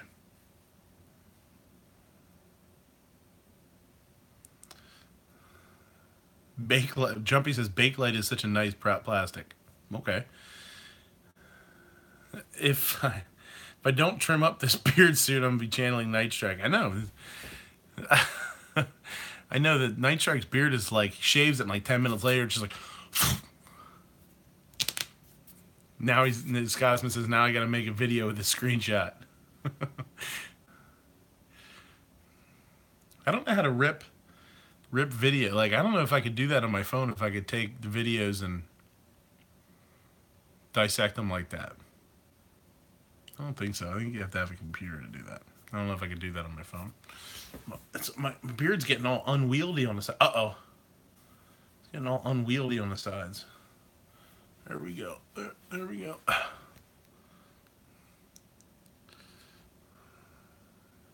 There's an app for that. There's an app for everything. Gunpowder Beauty, you need to get one of these. Oh, yellow hoodie, yeah. Yeah, the video editors on the phone are actually, I mean, they are pretty awesome. I mean, I do everything on just iMovie, which is, you know, super basic. No step on snack. Abe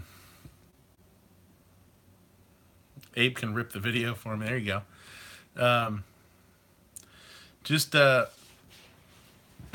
Oh, here.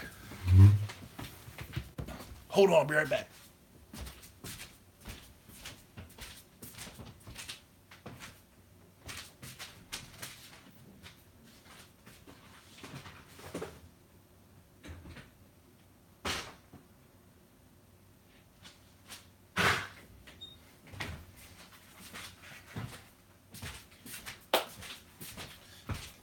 This is the closest thing I got. You gotta do it like this. You gotta go. Let's do it. Let's do it. There you go. Got it. There you go, Fine Ape. You can rip that one up. Rip that one off.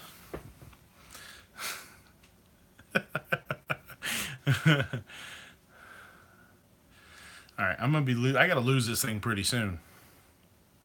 It's just starting to itch.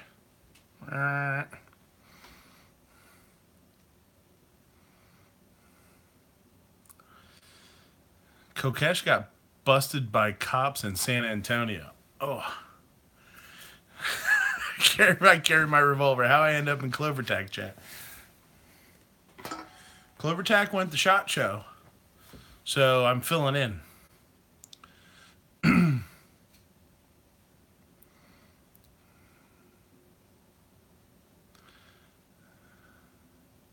No, I'm not on Instagram.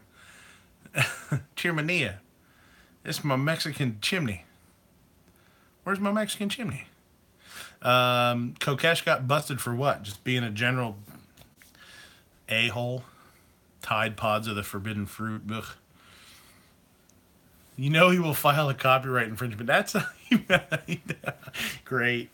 And get shut down. He parked his RV on. He parked his RV on I-10, high as a kite. Jesus, that's no bueno. Itchy. Who is Cokehead or Kokesh? Kokesh is this kind of wild-eyed conservative guy that loves to push buttons. He's like if Never Enough Ammo drank a whole bunch of Red Bull. Matt actually met him down at the rally and did no, he's not one of Yeager's boys. Matt met him and did a little interview with him. If you look back through Matt's videos, and he's gotten in trouble for open carrying places he's not supposed to, and trying to draw attention to himself in that way. And he was talking about running for president, I think, right?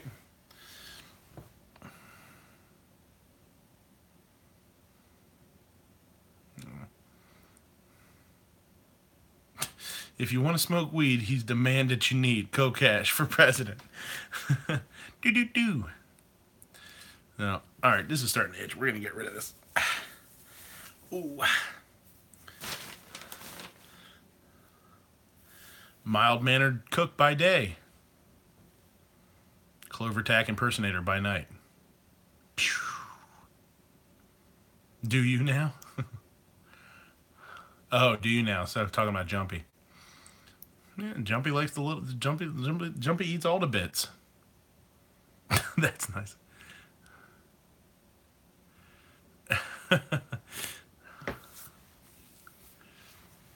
Keep the hat and beard. Maybe we'll go back to it. You need, Fine Ape says, you need some beard arrow for that midnight? Bearderall? Bearderall, is that a thing? Some sort of, yeah, mine's getting gray. Mine's pretty gray. Uh-oh. Scotsman's hitting on gunpowder. Look out. Beard oil. Oh, it's not, you spelled it wrong. O-I-L, there's no I in that word. Scotsman's looking for groupies. Psh, Scotsman, not on my chat.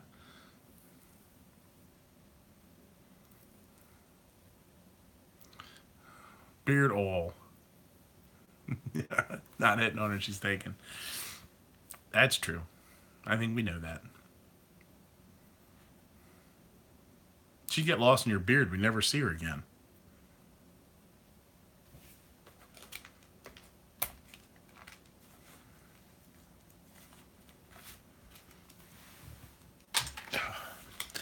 Make sure I put this cannon back away then. I don't want to forget.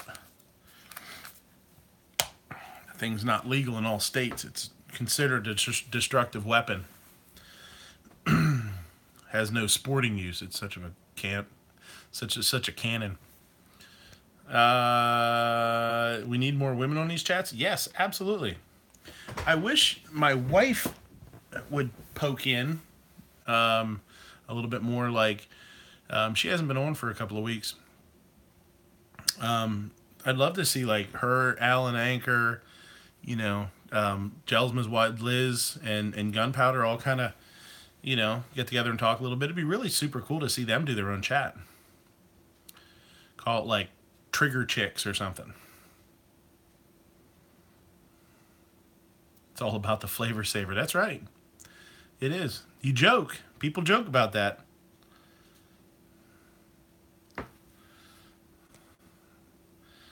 Somebody just asked me something.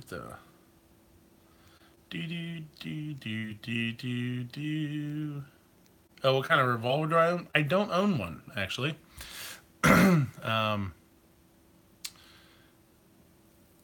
Yeah, Gunpowder, I actually said that the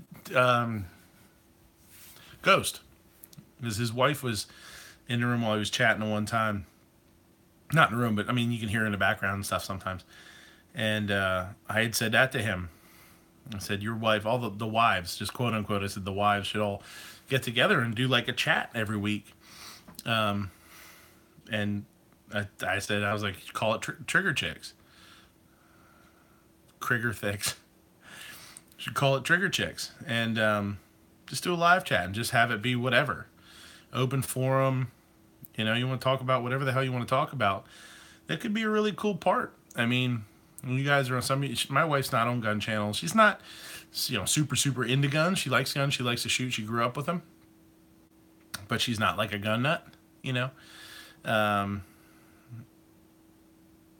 We just don't have a whole lot of time to get out to shoot, you know, babes and bullets. Yeah, something like that would be super fun. It would be awesome to see you guys do something like that. And just be open. Just do whatever the hell you want. You want to talk about. I bet there would be a ton of guys. Tardot says you would have a ton of guys watching. And I give it you would. I would want to watch. I'd be super interested to watch and, you know, try and not try and find out, but like listen to your opinions on things. Sort of like Rick's doing with Big Poor Babes. I don't think they're going to go for that one. Like Rick's trying to do with his disabilities chat, trying to focus on a specific type of person or a person with an issue or a need.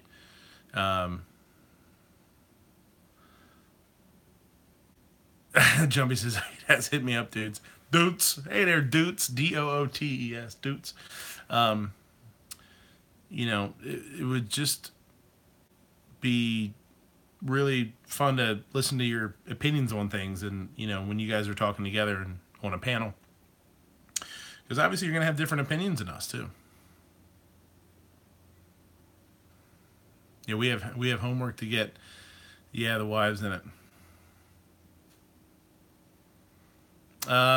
Okay, now this is caliber chicks. Yeah, that would be cool too.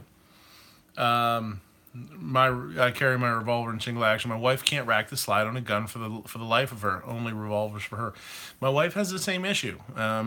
She doesn't have super strong hands, and that's why we had a hard time finding her a gun that she liked. We went with the 938, which she likes, and she's the 9mm is fine for her, and it's not a huge slide. It's not a excuse me, not a super hard slide to pull back. And that's one of the things that I was talking to Rick about, and I actually sent her a link to go to Rick's chat or to sub to Rick to see if she'd be interested in watching his disability chat, because one of the things they were talking about was things like that, people with arthritis and issues and being able to rack slides or whatever. Have you ever thought about getting her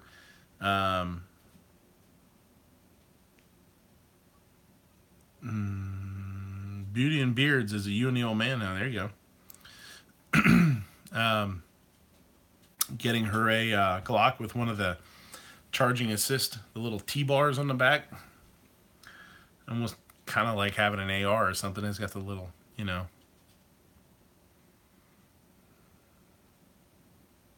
it's just something to grab onto if you don't have a whole lot of finger strength, Gizzard puts baby oil in his beard, no big deal. It's a big deal because that shit's made out of real babies. That's not, oof, it's horrible. Lemonade's made out of lemons, and, Gatorade's made out of gators. Baby oil. That's not okay, man.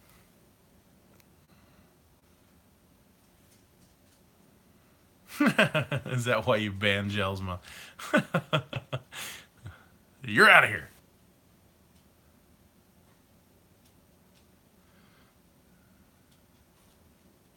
Goat cheese made out of goats? It's made from goats. Why is it called goat cheese? American cheese?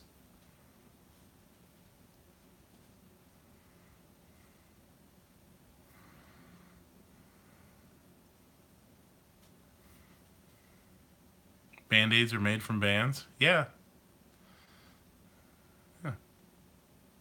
All these things are like, it's no-brainers. When you see like puppy chow,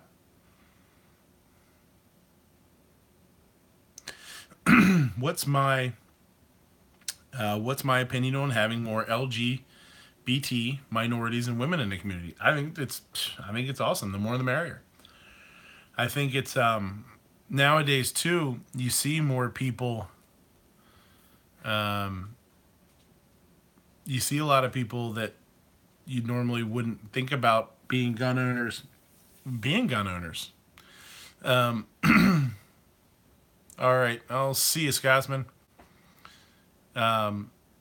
Because they see, somebody get mugged or whatever, and they think, wow, that could be me. It changes your view on it. You think, I want to defend myself, or I don't want to be the victim. Who had the chat today? Somebody was, Budget Guns in Gear. He did his, shoot. Not State of the Union. What's it called? Shoot. He does the short, 5-10 minute live thing where he focuses on like one story or one topic. And it was this guy in D.C. that very liberal, I guess, anti-gun, whatever. And he was mugged, he was robbed, and did a story or did an interview and said how he wants to carry. Rights of the people. That's right. Thank you, Josma. Yeah, he's doing like a little one-man show, which is cool. At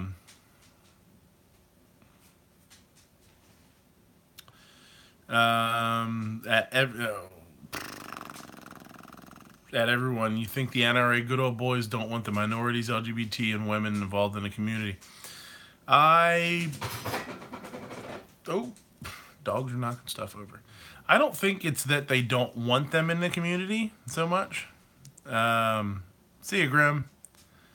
I think it's just not. I don't think they focus on it as much as they should. Maybe it's. I don't know. I don't know what they're thinking. I mean, that's whatever they're thinking is what they're thinking. I can't jump into their heads and wonder. I just know, for me, if they run in the NRA like a business, then beard hair. If they're running it like a business, that is an untapped market for apparel, for holsters, for weapon accessories, weapon modifications. Even like when you're looking at like grips, and put a set of pink grips on your gun. You're not going to sell that to a straight white dude, or a straight dude, and race has nothing to do with it, but you're not going to sell that to a white dude. I'm not going to buy a set of pink grips, probably. But, a gay dude might, or a woman might. So rock on, have fun with it, modify your gun, have a blast. So, that's the kind of thing that it's kind of an untapped market. So Nodak has pink AR mags.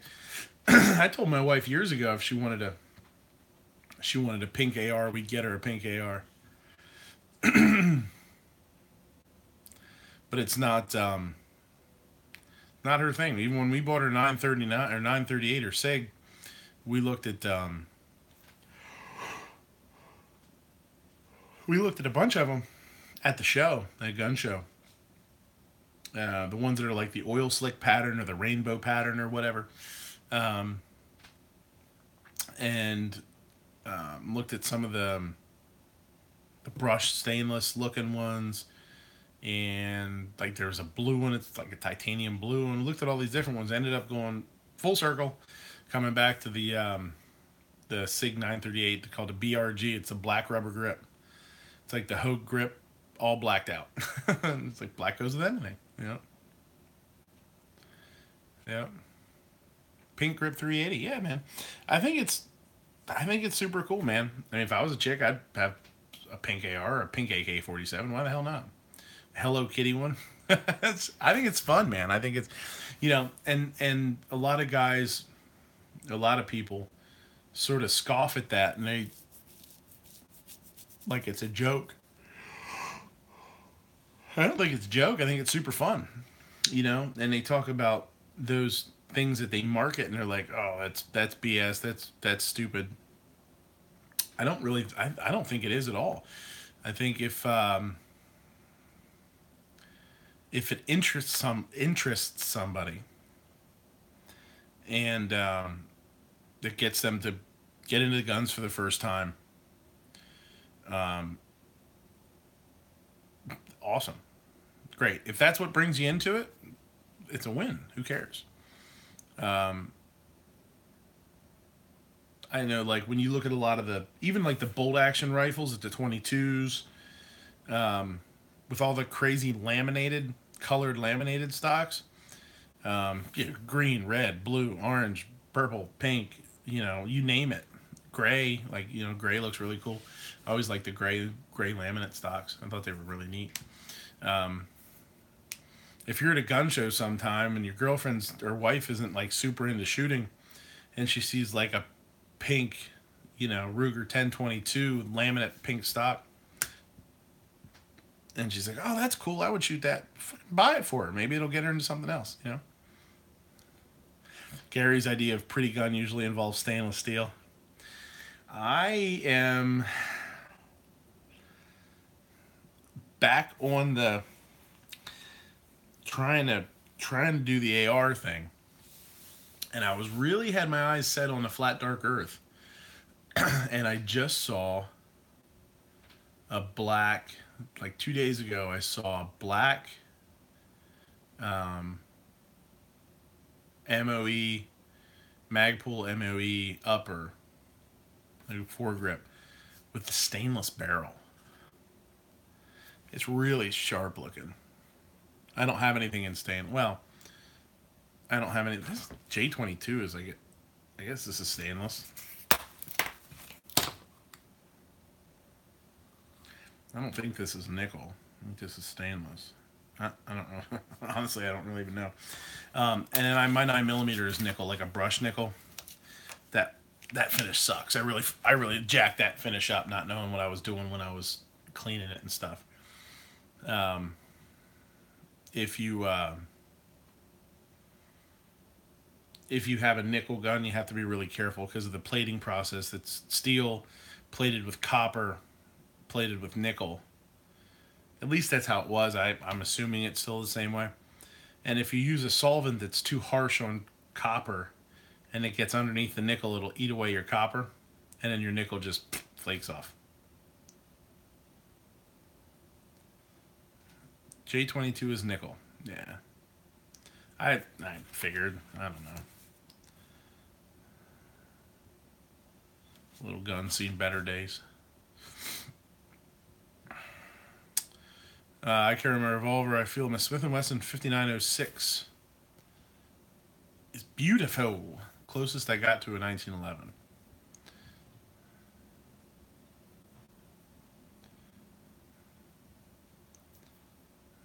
His 9mm SIG is stainless but coated black. It's kind of neat though, because if you ever have issues with the finish, instead of going through a whole lot of process of stripping and not stripping, but re-finishing it or doing all that, just take it to somebody and have them blast it off. It would be cool looking. The stand and take a weekend or something and just polish it. Polished stainless. That would be sharp. That would be really cool. That's how my barrel is on my 9mm. Is the nickel was flaking off of the, where you're looking at the port, the ejection port or chamber or whatever. That nickel was flaking off. I took it and they had it Cerakoted, and just because of the way it was like rubbing, even the Cerakote was like wasn't working, so they took it, they just for free, they just like, well, it's just how it is. They took the Cerakote down and just took it to a high polish, and it's pretty neat. So it's like a brushed nickel, and it has the polished stainless. It's kind of cool. Too hotty. What's going on, buddy, man? Man, Too Hotty missed the Clover Tack segment. It's a shame. Now you have to go back and watch.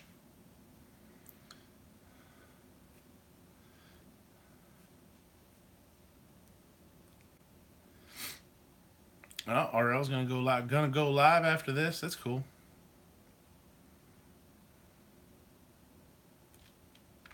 It would be cool to, it's hard for me to go too much earlier than, I mean, like last week I did 9:30. I could, I probably could have swung 10 o'clock tonight. But it would be sweet to go right after Yankee and try and steal some of Yankee's subs. Just kind of spam it once or twice. How many subs do I have? Am I up to the 800 subs yet? Somebody look quick. you got to get a 357. Yes, I do want a 357. I want to get a GP 100. GP 100 is the top of my revolver list. I've heard a ton of good things about them for the price. Visually, I like them. I think they look really nice. Smiths, too. I'm pretty not picky, but like, because I don't own a revolver, you know, I'm only working on visuals. Get a Ladysmith. My brother-in-law had a Ladysmith. 221. Do I really have 221? I gained 3 subs. That's awesome. Now, if I do that every day for a year, no, I wouldn't even have to do a year. If I do that every day for like 10 months. Oh, Stormin sees 218. So I didn't get any. Wasn't worth it. I have to move on to somebody else, I guess. Visually, like a lot of times with like the underlug, how the underlug looks, and I love my SP101. I do want to get a GP100. Gelsma sub 3 times. RL unsubbed, I believe it. How the underlug looks. Like, I've seen a lot of guns that, like, if they don't have an underlug, I'm not a huge fan of that. I like having that you know, it's kind of like I have a tube fed bolt action 22. I like how it looks with that tube underneath. I don't know. I think it looks nice. So I kind of like how that underlook looks. Stormin has a whopping 11. I'm going to have to go. I'm going to definitely got to go to your channel and check out what's going on and see what you're doing. Because you sound like a super interesting guy, man. And owning a gun shop.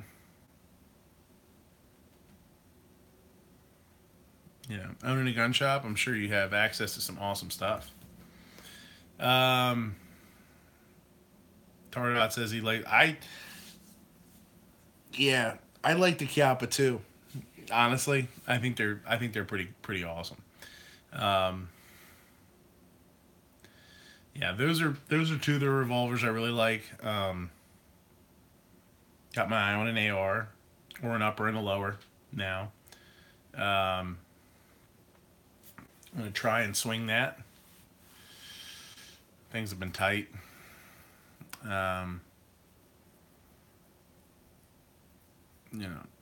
And I want a new carry gun. I want to get a new carry gun. It's something a little smaller. I don't have a striker fire pistol, so I want to get a striker fire carry pistol. I do want a safety. I'm one of those stupid guys. I know safeties are bullshit, but I do like to have an external safety. So the shield, like I've talked about before, is at the top of my list. Now the SIG 365, I think, is really, really sharp looking. But soon I got my first visit plan. Number 1, just for tactical melon baller. It's called a Parisian scoop, is the proper term for a melon baller. Parisian scoop. And if you use it for like carrots and like zucchini and all that kind of stuff, use it for a veg. That was like kind of an old school thing to do. Call them like Parisian carrots. The SIG 365 I thought is really sharp looking.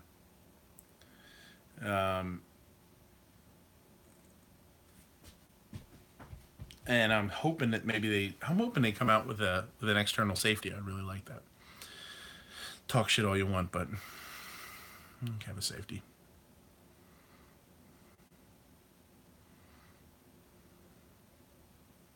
No, not that I saw. And who is DeCiano 94? How you doing, man? I don't think I've seen you before. Or are you like a second account of somebody? Or a wife or something of somebody? I don't know. Or a husband of somebody? I don't know. The SIG, from what I've seen, doesn't have a... You're new. Okay. Nice to have you. How you doing? What's going on?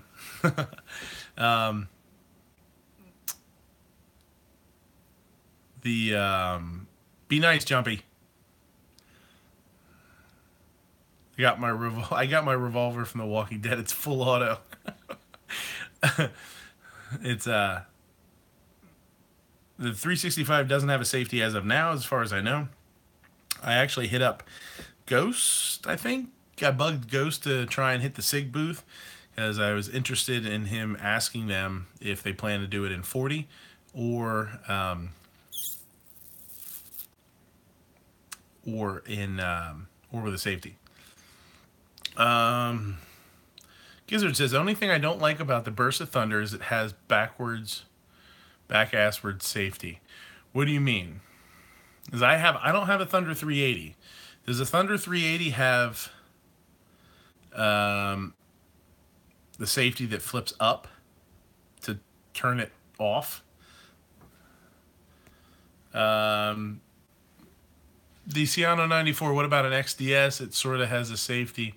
Yeah, and they came out with the mod too. I do like the look and the size of the Springfields, but I will not buy a Springfield.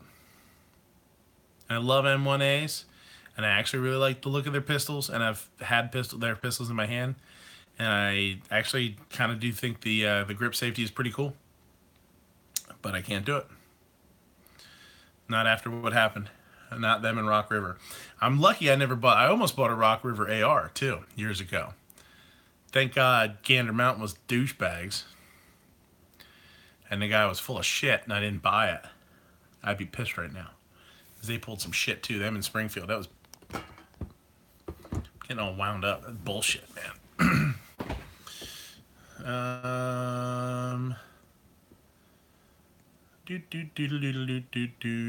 Yes, Gizzard says you have to flip it up to disengage like a Beretta, like a 92. Always thought that was weird. I know there's other guns like that. I think isn't the Deagle like that? I think a Deagle's like that. I think Ruger has some like that. Not sure. It's not. It's weird because yeah, it's not a showstopper. I get you. I understand. For me, to swipe down is off, you know?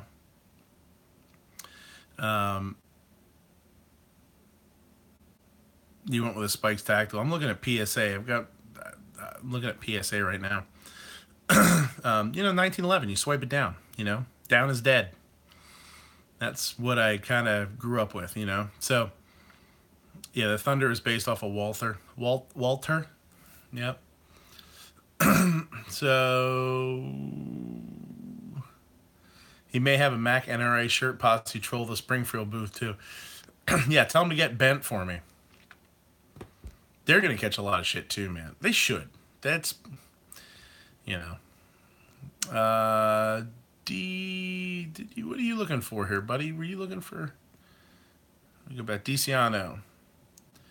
They're throwing you some info here. Are you looking for a gun? Thanks for the welcome party. Just wanted to see one of the 3 new subscribers. How'd you find out about us? Or me? Us. Just me and the dog. It's just, you know. Yeah, I got... I've talked about my Gander Mountain Rock River Arms story before, how that all went down. Bursa is ran by Nazis? No, they're not. Bursa is a Brazilian.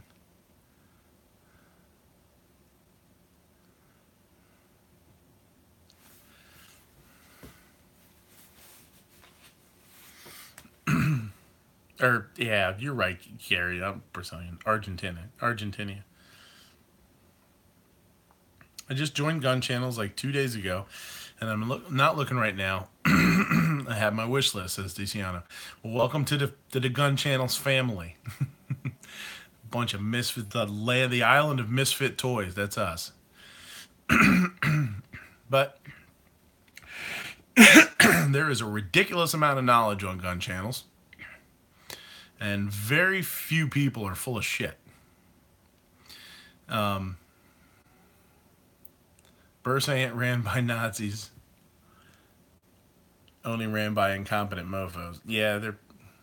Yeah. RL wants the snowflake lower. Yeah, we talked about that. Yeah. Yeah. Yes, that's true. Good one. Good one, Norm. DeCiano.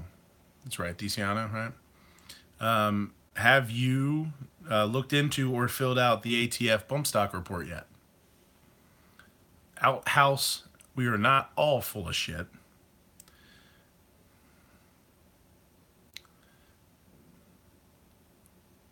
All of us might be a little full of shit. Few people full of shit. Well, like some of us have such an amount of shitness, shitidity that it makes up for all the people that don't.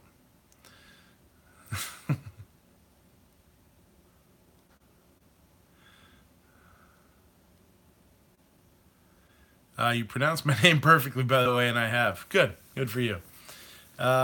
So I don't own no striker fire guns. What do I have? Double action, single action. Yeah. Oh, you know what?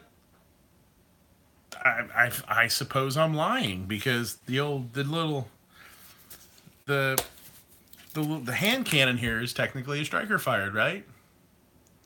Right. So I lie. That's striker fired, but it's the craziest little thing ever. So I very rarely get out. It was my grandpa's little snake gun.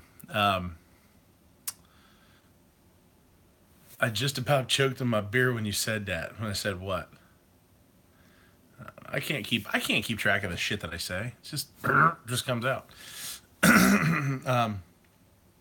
Yeah, I have two Bursas. I have a full size 9 and I have my 40 Ultra Carry. Both of those are double action, single action, which is nice. They have double strike. Oh, nobody's full of shit on gun channels.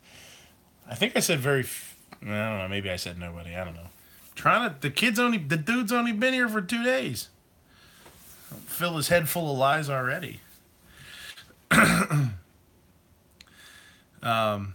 From California, were you? I don't know if you were listening. We talked about brazing. Did you catch it all? I can't remember if I saw you or not since then.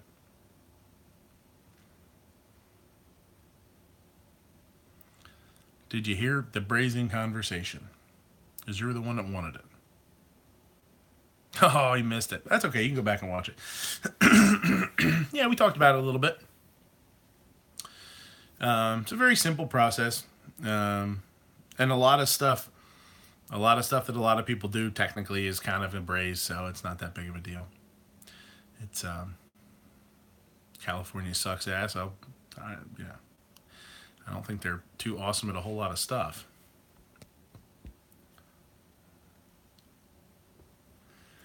Can't run off the new guys yet. Bring them into the file and help give them info. He's from Connecticut. Okay. East Coaster. California sucks ass, Jumpy eats ass, yeah, whatever. Man, you missed California. Man, you missed the itty bitty little baby boy man. That's right.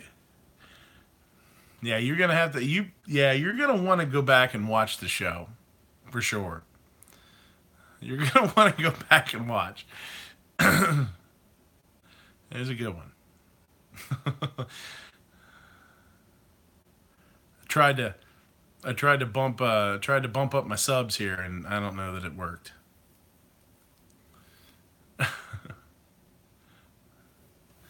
But yeah, I don't. I have the two striker for the double action, single action, and my wife has the 938. It's like a little baby 1911. It's just a really nice piece. They're pricey, unless you can get. For a while, they were doing some crazy awesome deals on them. Right after we bought ours, of course. Uh-oh. Clover's saying good night from Vegas. He's going live. Let's see what happens. I bet he's probably yelling at me.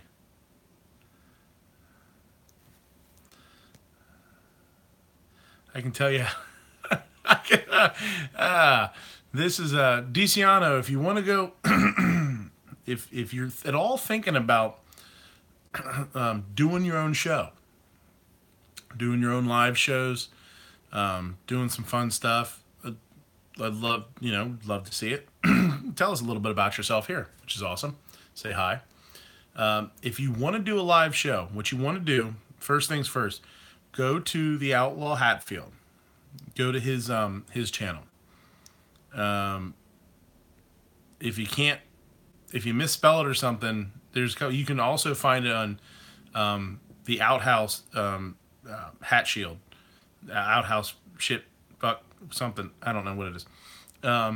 Outhouse. If you just go to Outhouse gun channels or something, it'll pop up, and just do everything the total opposite of how he does it. Okay.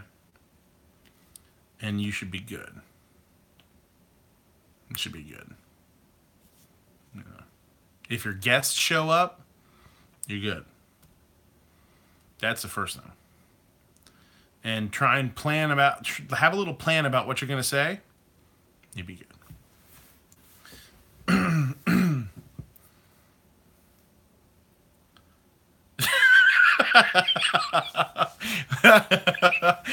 Oh, that's a good one. Thank you for the plug, dipshit. Oh, man. Anytime. Yeah. So, here's the question. Oh, you know what, too? Here's what you got to do. DiCiano, here's your homework, okay? Those damn Hatfields. The old outfield hat laws. Some bitches. Now, here's the thing. Homework, DiCiano's. Get into gun channels, okay? Hop into a lobby, okay? That's your second. Get into a lobby with one of the guys. I have it myself, too. I had him email it to me. And you got to do your gun channels questionnaire. Or have you done it?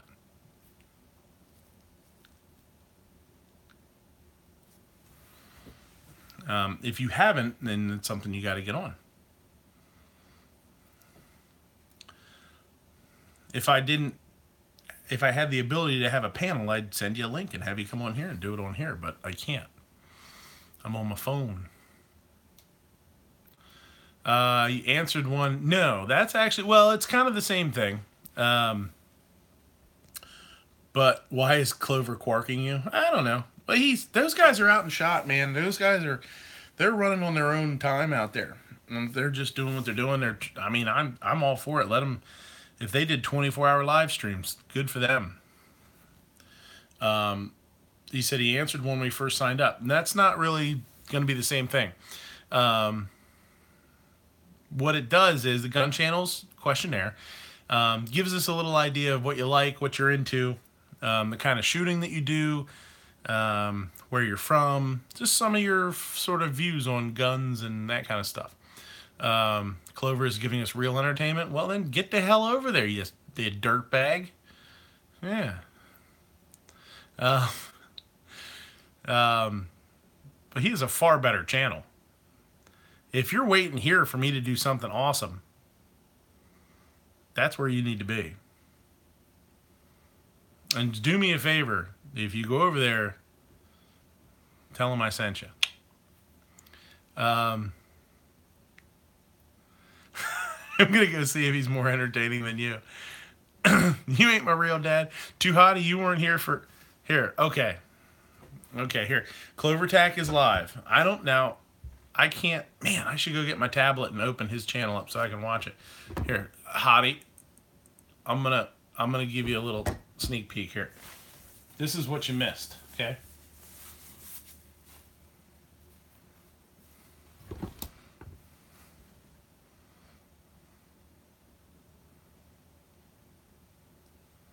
Is this good enough to get you to stay? gonna give you herpes. Probably. Okay. If this doesn't get you to stay, nothing will. And too hotty? Here. Okay, here, hold on. We got to bring the camera a little closer. You're not going to believe this. Let's do it.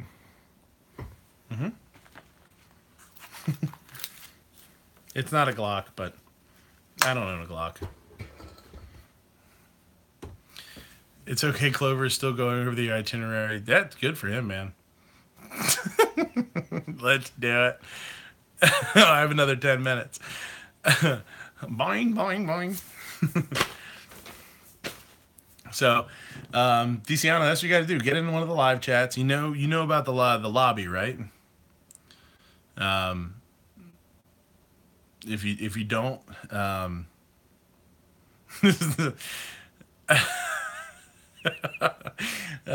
if you don't know about the lobby, that's the live chat that streams basically 24 hours a day. Put some OL. You got too many L's in there. It's just OL. O apostrophe L. OL. Do I know how to make peach cobbler? Yeah, I've done peach cobblers before.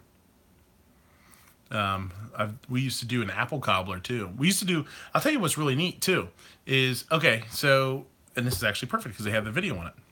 Oh, he was in the lobby. Next time you're in the lobby, hop on. Okay, hop in the live chat. Just bullshit with everybody, whatever, and just tell them that you want to do the questionnaire. And you will be inducted. Too hot, he could give it to you.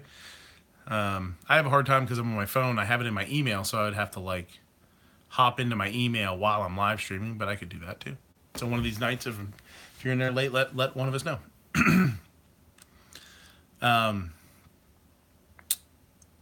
The apples from the Apple. Don't do it. It's a trap. It's a trap. Aloha snack bar. Aloha Akbar. The apples from the ice cream video. When Smeggy's apple video, I did the roasted caramel and cinnamon apples. One of the things that I used to do is take those apples after they're just like they were, and instead of putting them over ice cream, put them in like a small. Get this back here a little bit. Put them in a small ramekin. Basically, I just used to use. I got this freaking fake beard hair everywhere. Put it in the creme brulee ramekin, like a ramekin you do creme brulees in, or something oven safe. Okay, and used to make a streusel. Streusel is when you have an apple crumb pie. It's what you crumble. It's like the floury, sweet butter crumbles. Put that on the top and put the whole thing in the oven. And then put ice cream on top of it. Man, I'll tell you what. Some bitch that's good. Streusel. S-T-R... it's kind of weird spelling. S-T-R-E-U-S-E-L? S-L-E something. Streusel. I don't know. You can Google it. There you go. Perfect. Thank you, brother. Thank you, guys. That's what I need you guys for. I knew I had to write it down because when I see it, I knew I would know it. So basically, you just take like cold butter, not room temperature, but like chilled butter. You dice it up really small. And then you take flour. I used to do flour, brown sugar. I used to use Chinese 5-spice. You just use cinnamon or whatever. And you can put it in a mixer with a paddle and just slowly let it paddle. Or do it with your hands and just kind of like, you just kind of rub it together. Take it and just really light, like really soft hands, light hands. And it'll just kind of form like this like fluffy kind of crumble. Put that on the top. That's what's on top of like apple crumb pies. Or like, they call them like Dutch apple pies, I think, too. When you bake it, it just gets like, you know, it's this buttery, toasted, kind of roasted. You know, Streisand. Mecca Streisand. No, not the Mecca Streisand. No. Tree Fitty. That's about the time I realized it was a 50-foot talking lizard from the Paleolithic era.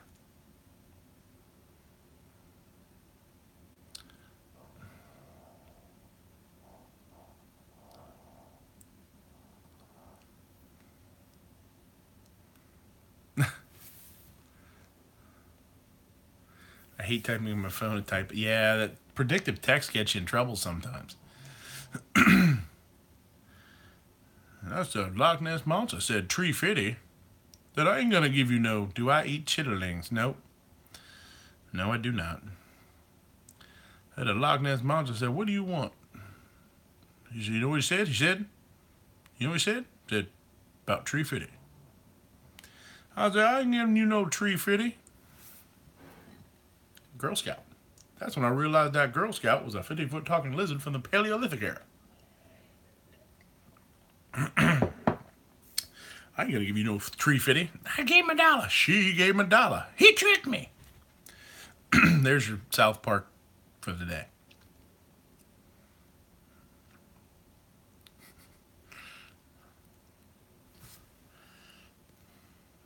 Throw a little nonsense in. Like, this is usually Diciano, I mean, you probably not watched, like I said, you not watch the show, but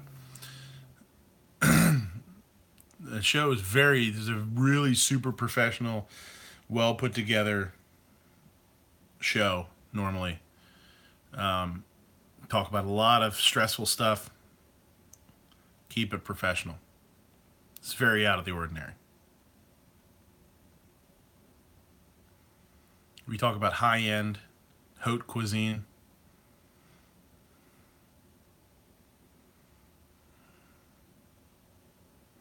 Are the ladies gone yet in this chat so it can be so it can be a pack full of link sausage? Clover signed off already. Oh man. Hotting. Outlaw can't type neither. I'm making you want to cook right now. Have you looked through my videos yet? I think we're up to, I don't know, how many killer foods are up to, like 17 or something like that? Couldn't have 2 leprechauns on? Yeah. Outfield, you're not very nice. Those are not nice words. 686, those numbers are nice. Everybody likes the 686. Yeah. Take a look through them. Most of them, I try not to have them too long. Gelsma almost got kicked off of Clover Live. You using the bad languages. If you have any questions or requests or whatever, Jalapenos number 18. Jared's back. If you have any questions or comments, throw some comments down underneath. I always like to hear from people. I make it a point to get back to everybody. Answer any comments or acknowledge all your comments. It's I haven't been around very long. Fairly new channel. I don't even know, July-ish maybe. So.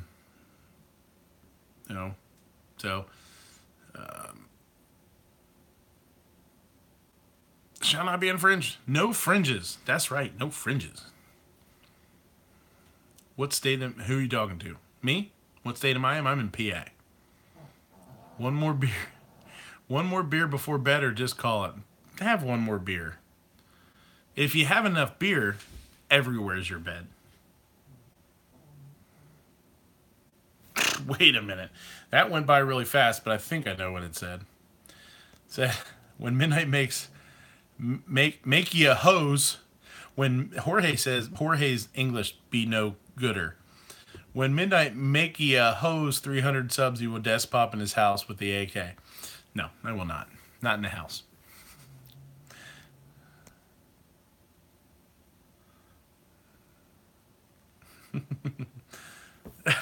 Damn me. Yeah, if you've had 4 beers and you're like, well, I'm getting kind of sleepy. If you have like 4 more, wherever you are, that's where you're going to stay. Like the water boy. Home is where you make it. You like to see homos naked. Desk pop at the restaurant. No thanks. No thanks. I don't know if I'd be able to live stream up at camp. We go up to camp and live stream. I could desk pop out of camp. My luck, I'd shoot a Sasquatch by accident or something. Irma Gurdy shot a Sasquatch in the face.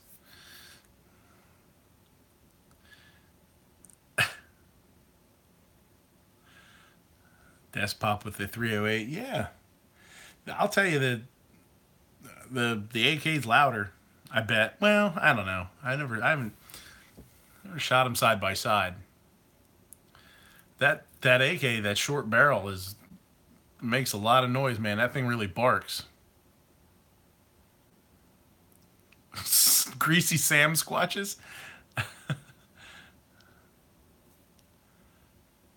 Taurus announced a new 6-shot 38 special, Snubby, the 856. Huh. Can I make a dish with Pop Rocks? Not crack rocks. Pop Rocks, I bet there's a lot of cool stuff out there with Pop Rocks. I know there's some restaurants that were out. There was a restaurant in Chicago called Moto years ago. And he was doing a lot of crazy stuff. Like he had menus that were edible, a lot of crazy stuff. And I think he was doing weird, like fun stuff with Pop Rocks and stuff too. Doing a lot of that kind of neat stuff. Unfortunately, he actually committed suicide. They found him. It's too much pressure, man. Was opening up a new restaurant and it wasn't going well and couldn't get it open and ran out of money and blah, blah, blah. The dude was super famous, very young, in his 20s. And just it all got to him. He took his own life. Crazy.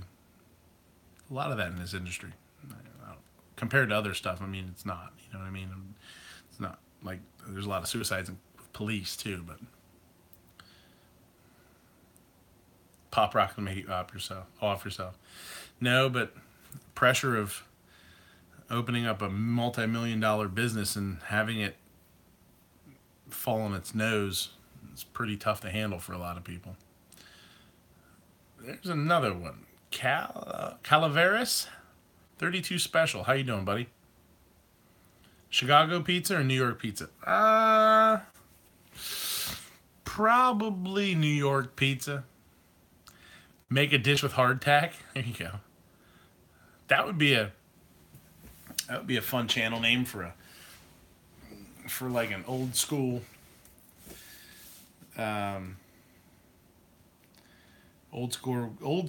and food channel. Stuffed pizza? Yeah, you can't go wrong with that. California pizza? I don't know what the hell California people is.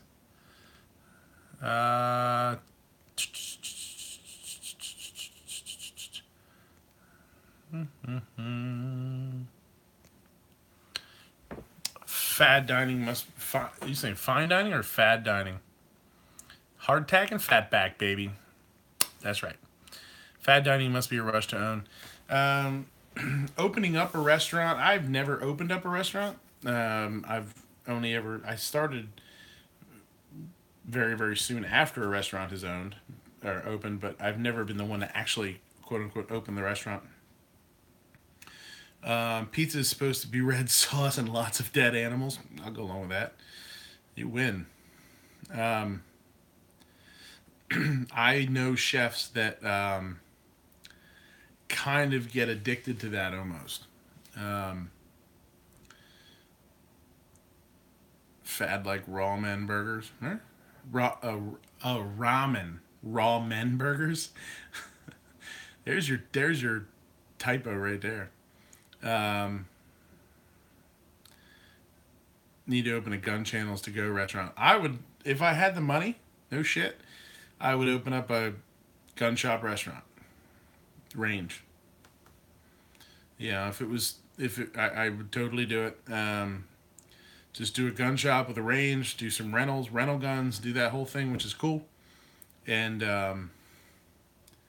just have a small little like cafe or bistro in there. White Trashticle, that's right. Raymond. Oh, there was something back there. I get off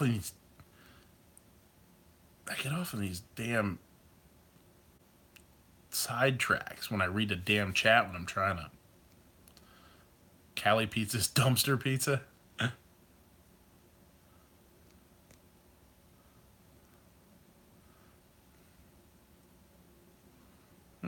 Smoked barbecue pizza. That sounds good.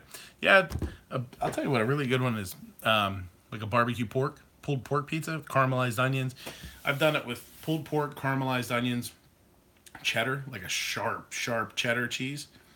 Um, and man, what did I do? Like tortillas, like little thin strips of tortilla for some crunch. That's what I did. I don't remember. That was really good.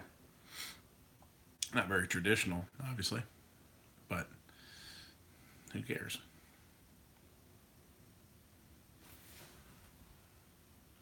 The Ballistic Bistro. There you go. I'm gonna need a whole lot more Patreon help for that.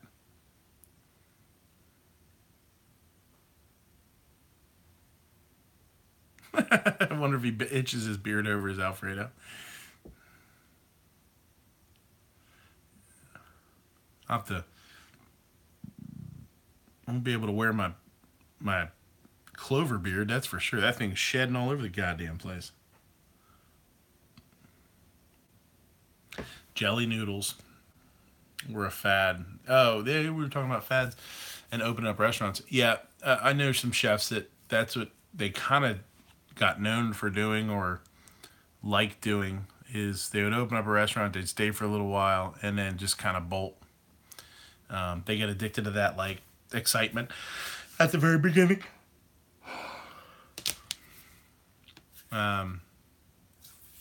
Pizza, thick crust or thin? I don't like a super thin crust. I don't like a crackery thin crust. You're safe for now. Clover hasn't checked his email yet. And it's kind of a shame because I've known a couple of chefs that were really good chefs that it even happened to them with their own place. Opened up a restaurant and just after 6 months or a year, whatever it was, just kind of faded and then opened up another place. In the meantime, the first place just kind of smoldered out, you know. Why don't pizza joints use the food at closing to bake pizzas for the poor and homeless? What makes a food a fad? Just like, it's just like a viral video. All of a sudden, everybody jumps on it, and they think it's cool, you know. Just like anything else. Like people hop on it, and they're like, "That's really awesome. I got to try that." Sometimes it's because it's crazy and wild, and sometimes because it's super good. But usually, I think a fad food almost always has some sort of emotional response, right? So, something that like is old school and you might not see made anymore, all of a sudden you do it, and people are like, "Oh my God, that's a depression era kind of thing. I got to try that. I've never had it. That's what my grandpa used to talk about or something, or my grandparents." And then here in Cali, they have fusion food. Yeah. Yep. That's what I do right now. Asian fusion, Asian American. Have I ever had Alfredo sauce instead on a pizza? Sure. Yep. White sauces go great. A sauce like that, technically, with or without the cheese, you see it too. You see it sometimes just as a white sauce without cheese. Would be a bechamel, which is a classic, one of the 5 classic mother sauces, which is just like a I don't want to say thickened milk, but it's basically what it is. And then you could take that and you'd add other stuff to it to make, like an Alfredo or something like that. But yeah, Gary says chicken. That was Gary, right? Chicken Alfredo pizza. It works great with seafood too. If you would do a bechamel, sort of lay that down and then put maybe crab or shrimp. That'd be a really good one. Yeah. Radish sandwich is a Depression era food and it rocks. Yeah, my grandpa used to eat tomato sandwiches, or my grandpa when he was a kid left his mother and went to live with his uncle, I believe it was, on a farm. It's because he was born in 1920 and they were able to feed him. Not a ton. He was very, very skinny. He was under 100 pounds when he went into the Marines.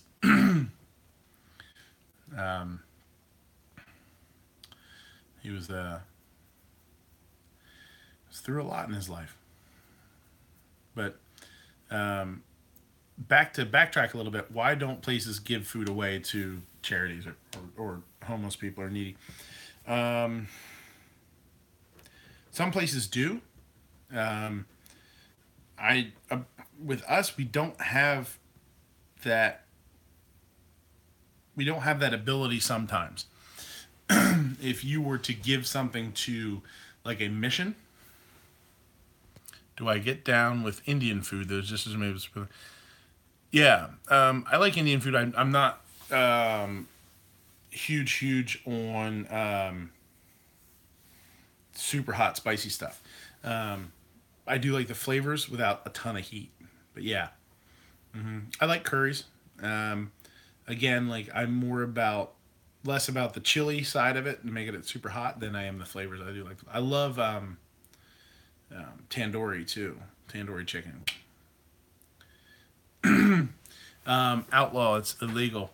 Yeah. That's what I was actually just gonna say. There's and when you go to like missions, soup kitchens, whatever you want to call it. Certain if cases like a box of something is open, a lot of them won't take it. Because they're worried about the quality. We used to do years ago at the place I used to work. We do the country club. We do a lot of golf outings, and we'd get them from like a golf outing for like corporations, and they would basically have their sponsors or whatever. If it was like, we'll say, like a local Giant, like we have Giant Food or Weiss or, something like that. They would have their corporate golf outing there.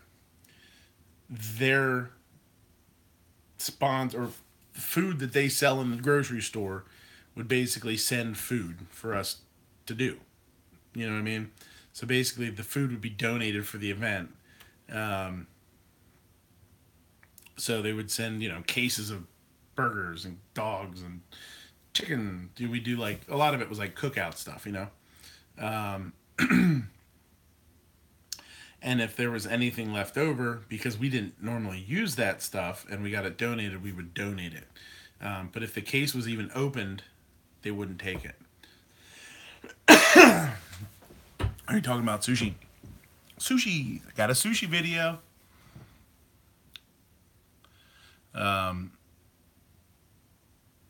Yeah, the sushi video, somewhere in the middle of the videos, it could be around 10 or something. Check that out. That's a cool video. That's the one I did the voiceover for. It's a little bit odd because it's a voiceover. I actually did it during service, so I had so much background noise you wouldn't be able to hear me talk, or it'd be annoying to listen to. Gizzard says he cooks his fish. My battery is dying. I'm gonna go burp 5 pounds of brick of bacon. Let her rip, man. I'll see ya. But the sushi video is pretty cool. It's easy. It's not as nearly as hard as people think.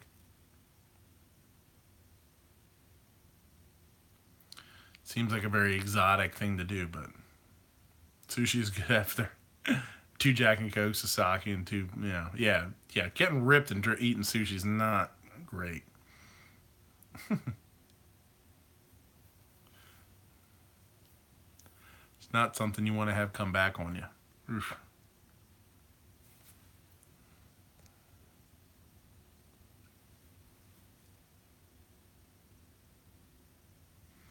I was not planning to go this long, by the way. Again, once again. We're working on freaking 3 hours.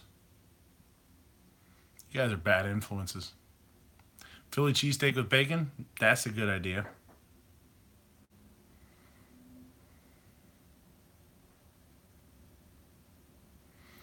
Jared's got food poisoning twice from PX Sushi. That shit doesn't stop me still. Fucking post exchange.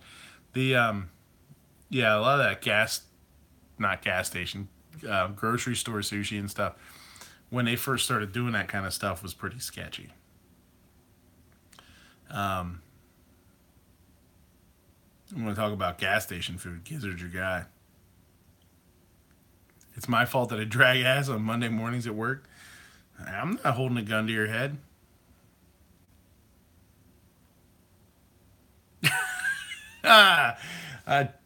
I destroyed RL's plans of internet YouTube domination. It's getting too late. Yeah, what was that?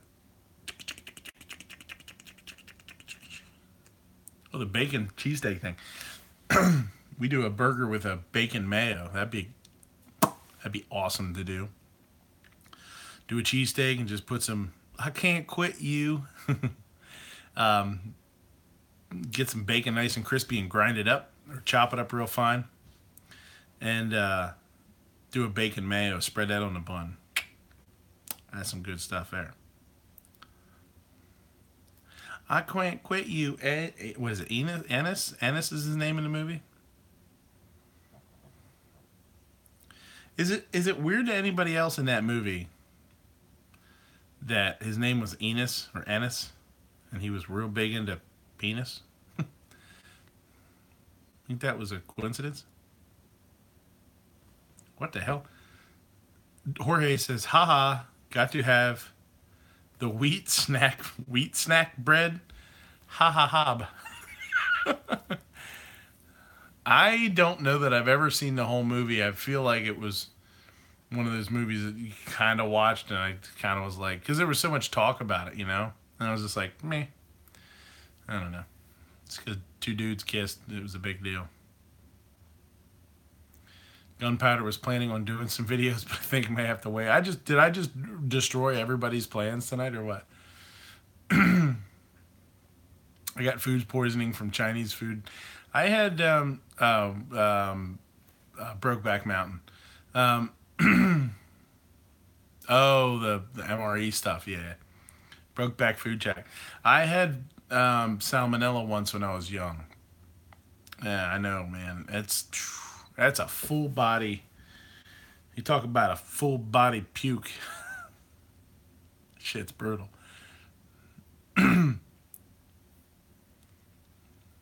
Yeah, no doubt. You're pretty young. You're like early 20s, right?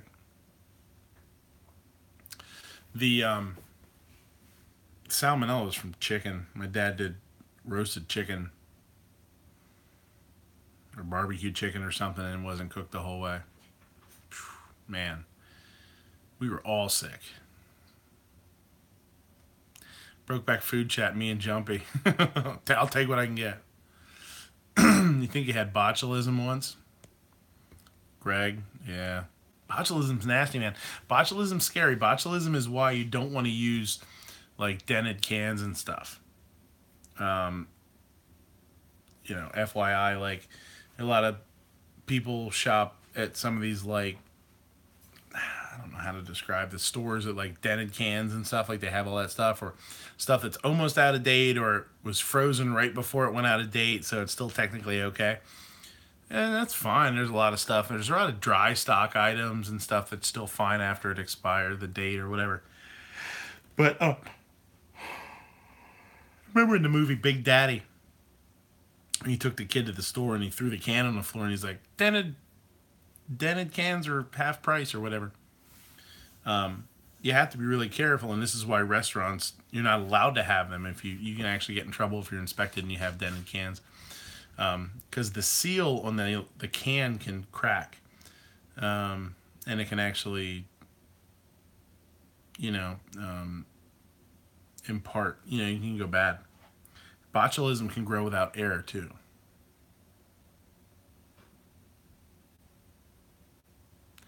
Calaveras 32 special. Yes, that is Ben Farrell, aka Crackle.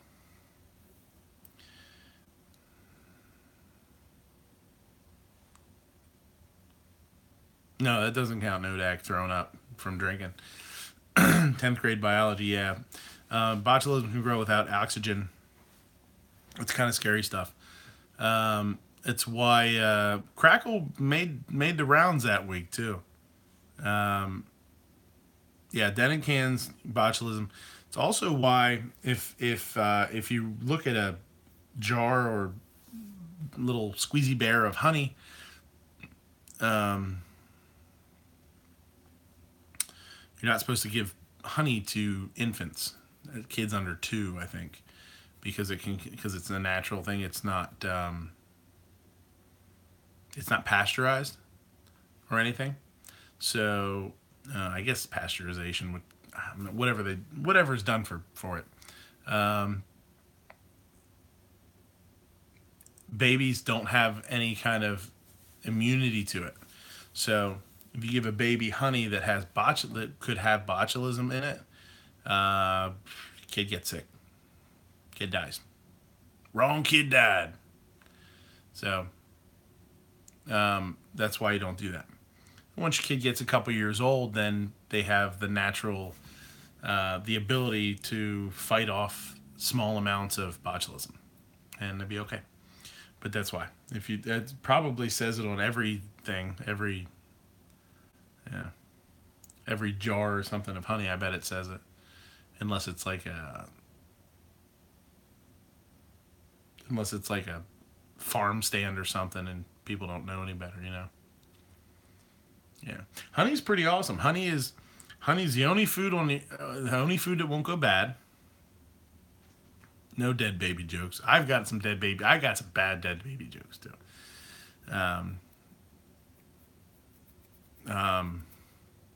Honey will not go bad. It will not spoil because of the enzymes in it, and it's slightly acidic. It staves off spoilage. It won't go rancid.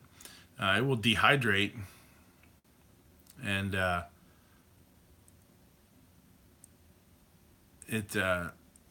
Egyptians used to pack fruit in it. They found jars and stuff that were like thousands of years old that had fruit packed inside of honey, and it had like crystallized, but it forms a seal. So it's pretty neat. You could actually theoretically like saw it open and the fruit would still be good. Crazy. They use that to preserve. Yeah. It's like amber. Yeah. Same idea. Yep. There's a food you could try. Seal.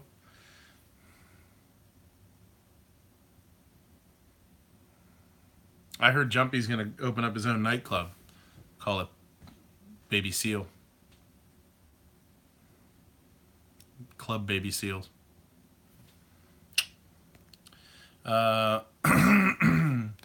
Gunpowder says, my own aunts, uncles, I remember my cousins getting that crap as kids.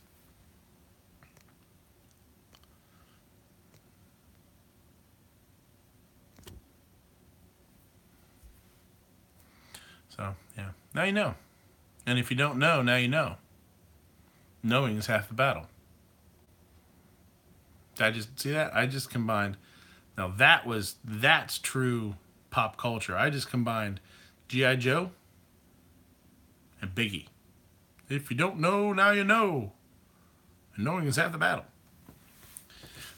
The More You Know. There's another one too. The More You Know. Isn't that the one with the little shooting star from like not Schoolhouse Rock, but like After School Special kind of thing?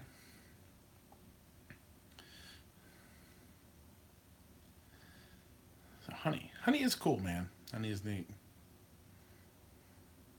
Reading Rainbow. Picture Page. Remember Picture Page? It's even creepier now that Bill Cosby was like doing all that creepy shit. Picture Page is Picture Page.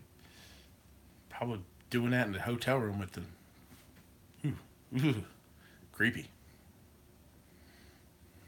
Let's do it.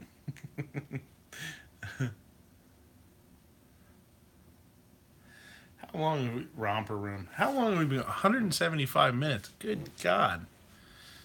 Mr. Rogers was awesome. Mr. Rogers was a pioneer. I'll tell you what. There was Mr. Rogers episodes on Netflix. We don't have Netflix anymore, but we had it. Botulism can't survive in highly acidic environments. I don't know. We'll say it's true. And they had a bunch of them. I was like, you know what? Let's watch the very first Mr. Rogers. I think it was the very first one. And during the episode, he went outside and this was a couple of years ago now. And he met one of his neighbors, one of his friends, and it was this little boy who was in a powered wheelchair. And I don't know if he had like MS or something.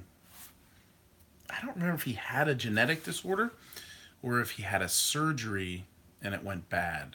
I don't remember. It doesn't matter. Who's that? Psycho Camp here? Hey, Psycho Camp. So this little boy was his neighbor, and he had his little wheelchair, a little powered wheelchair, and drove it up to Mr. Rogers' house. It was all the set, the props or whatever. And he had a conversation with this little kid, and it was just like a normal conversation. It was a very adult conversation, as far as it wasn't like talking to a goofy kid. And they talked about his chair and his either his disease or his whatever his issue was, and he's not able to walk. I think he had like cystic fibrosis or something. And this was back in like, thanks to Hottie, see you buddy. I don't remember what it was, the 60s, 50s, who the hell, I don't remember when the hell Mr. Rogers started. It was way back there, right? And it hit me really, really like kind of hard. Like this was an amazing, like I'm watching this dude that started a show just because he wanted to. Mr. Rogers, if you don't know, it started the show because he didn't see any appropriate television for kids, educational. Did I cry?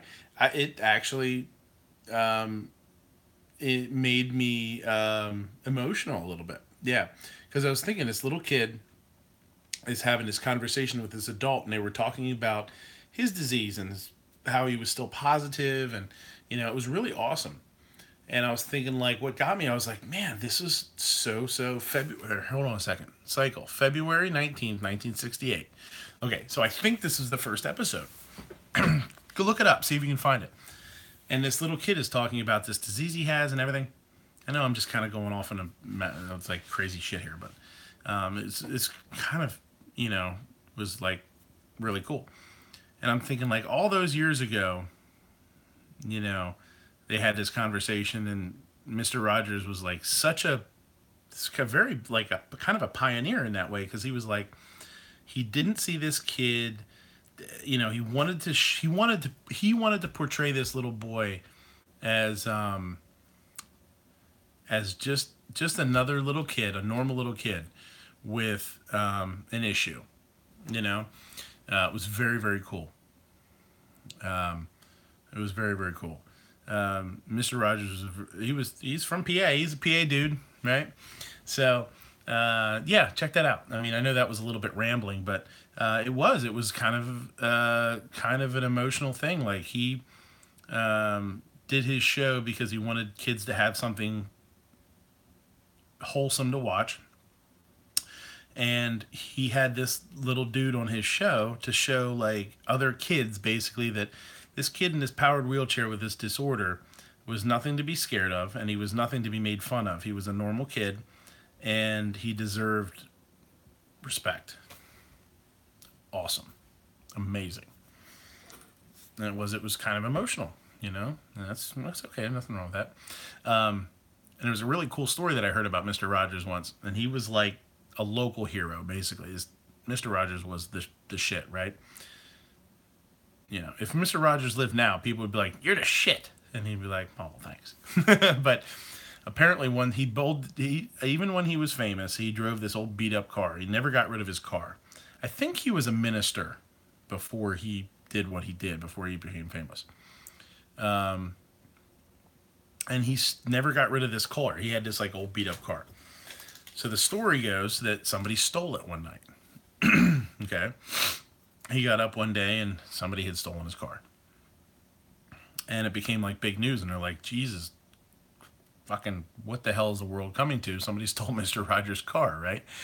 So, which I can imagine.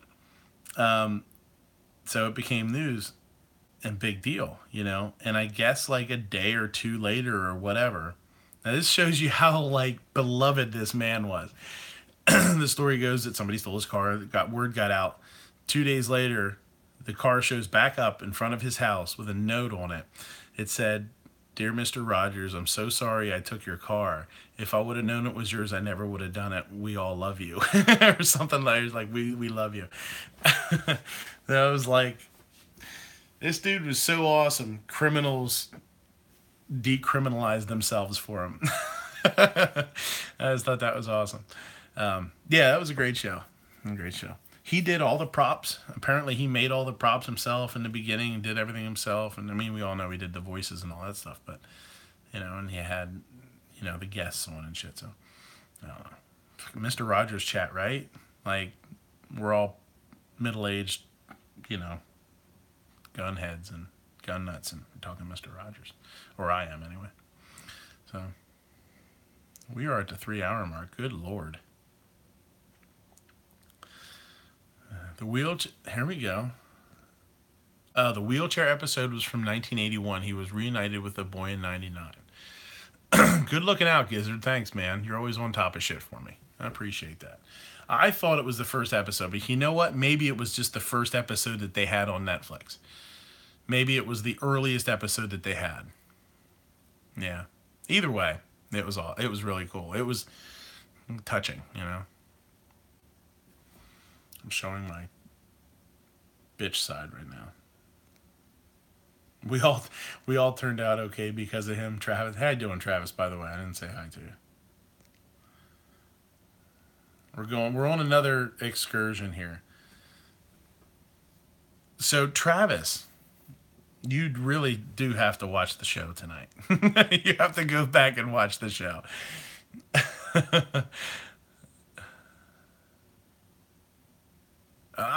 Snow day tomorrow. Perfect. Get up in the morning, make yourself some pancakes, and watch the show because you will enjoy it. I would imagine there is going to be backlash. Calavera says, "I'm only 27 and I loved watching Mr. Rogers." I'm not sure if they were reruns or not. If you're 27, they were probably reruns. I'm not sure when he stopped. He was on the air a long time though.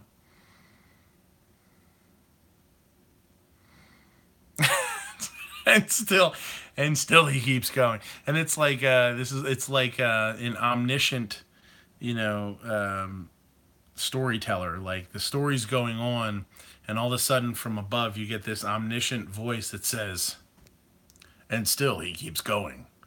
He's like, "Fuck RL's chat. I'm doing this for 4 hours."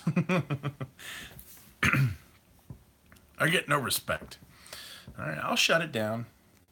I mean, we did the 3.5 hours last week.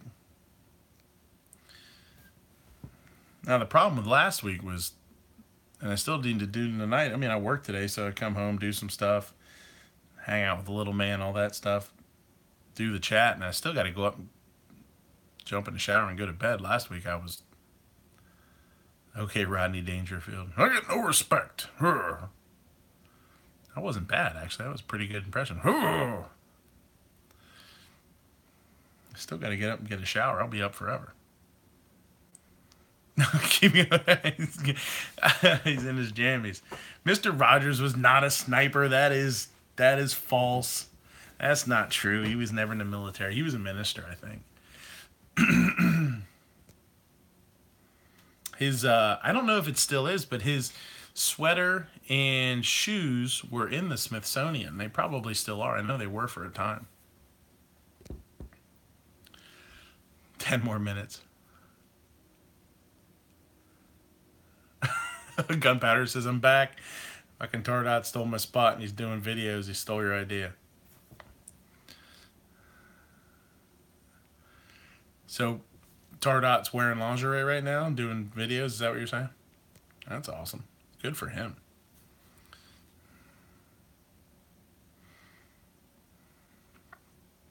By jammies, he means thong. Tardot. Killer banana hammock series.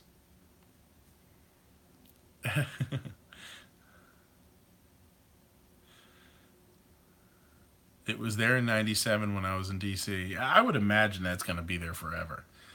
That's one of those that be ashamed to see it, you know, leave. Would I, or else is, would I gain subs or lose them with the thong? Maybe a little bit of each. It might be a wash. Which I feel like I have to do wash after I'm thinking about you running around in a thong. That's no bueno. Travis is up late. P11's up late. He's got... Yeah, he might get a strike. If he doesn't, Jesus Christ, he should.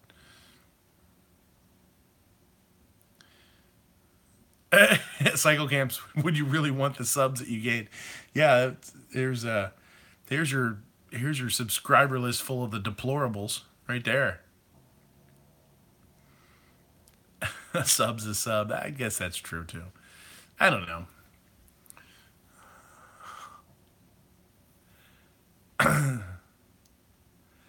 Travis had to go blow some snow. That's not appropriate for a teacher to be saying, buddy. Beat me to it. Yeah. Mr. Rogers. I was like, what word is that? Mr. Rogers' sweater, Archie Bunker's chair, and the swamp tent from MASH. MASH is another one, man. I watched MASH with my grandfather. I remember watching it.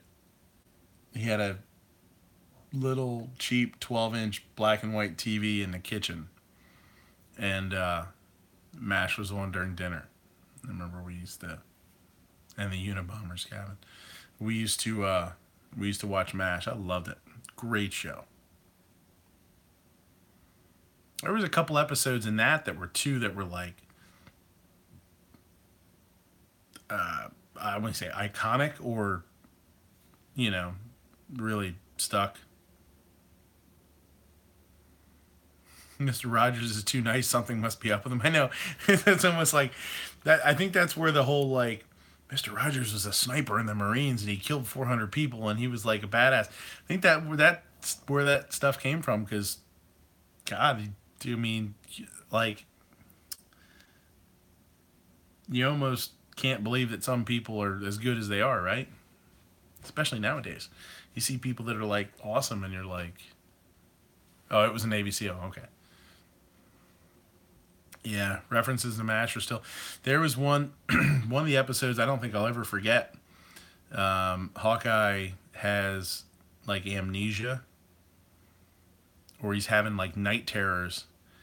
And Sydney comes. So, yeah, see, I do like it. Because I know, like, Sydney. Sydney was the shrink. And he brought out these forgotten... these forgotten memories that Hawkeye was blacking out chicken episode. Yep.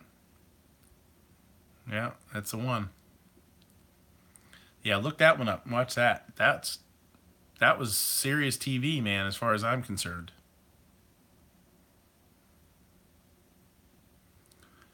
Yep. Where the woman on the bus killed the chicken. There's your homework. Watch that episode on. I'm sure you can find it online somewhere, or at least scenes of it. It's emotional. Yeah, that's a great show. Was that the finale? I didn't think that was the finale. I didn't think that at all. Actually, I wouldn't have guessed that. Huh? Wow. Okay, so now I got you guys. I didn't think it was. Some people are saying it was. Psychocam says it wasn't. Fine Ape says it was. It was 2.5 hours. Was it two? Oh, maybe it was a two-parter. Maybe I don't know. I don't know. Not when he killed the chicken. It was the woman. The woman killed the chicken. Yeah.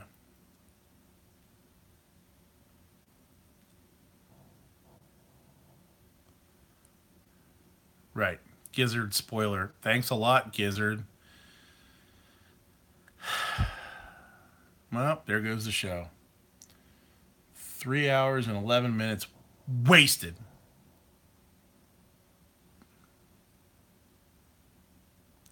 But yeah, watch that one. If you want to, somebody like Nodak, there you go. Nodak, if you're still here.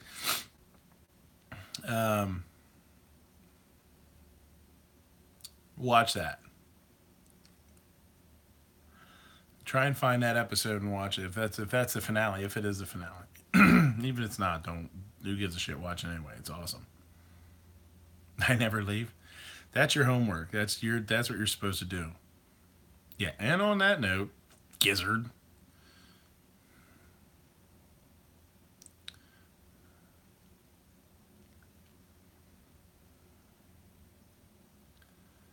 First, Paul Bocuse dies, and then Gizzard ruins the show.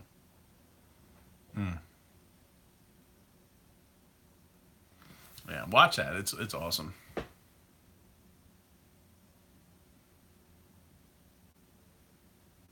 We already talked about that, Travis. Jeez, you're way behind. Yes, we did. We talked about that. Go to the ATF and tell them they're special. The spoiler. Yeah, if you haven't, go to the ATF, write them a little write your comments. It only takes about 5 minutes, really quick. There's links to it all over the damn place now, or you can just go to like the GOA site, Gun Owners of America. There's a link to it. I picked it up in a chat, a link. Does anybody have the link? You want to throw it in the chat? If there's anybody, Gizzard or somebody, whoever, if somebody has the link and you're not a mod, I'll make you a mod. I don't give a shit. Go and fill it out. It only takes a couple of minutes.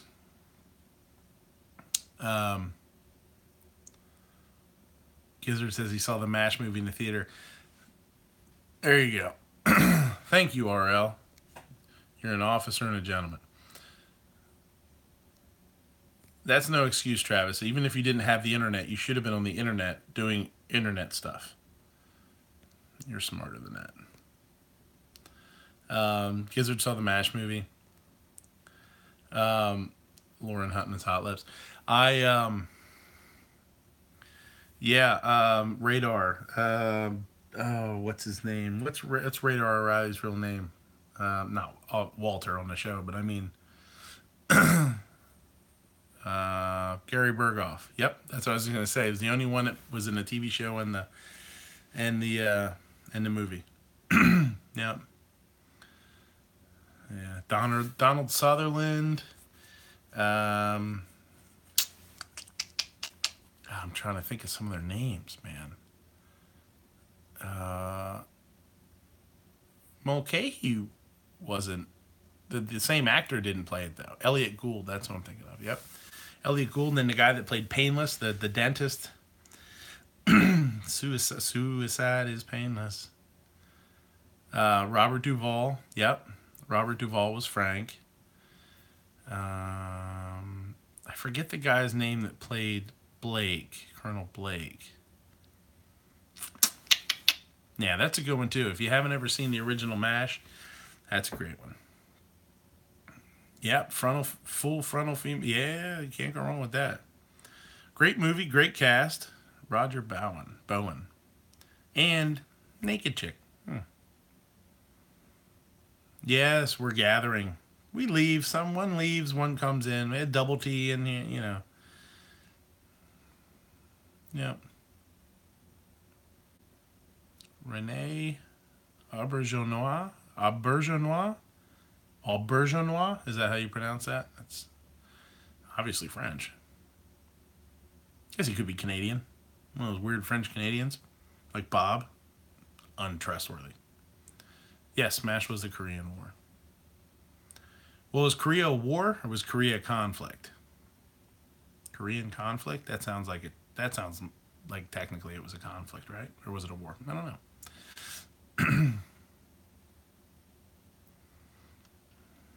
Either way, it was a goddamn mess. Doesn't matter, really. And in the long and short of it, right?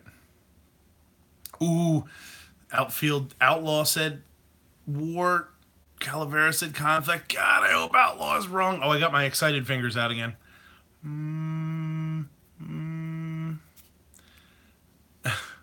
Please don't ban the bumfire stock. It does not make an AK-4 rifle. Thanks, signed Jorge. Yeah. I made mine short and sweet. They, yeah. Do not have, open-ended wording that people can pick and choose what they want. That's one of the scariest things about it. Anything, word like anything, come on.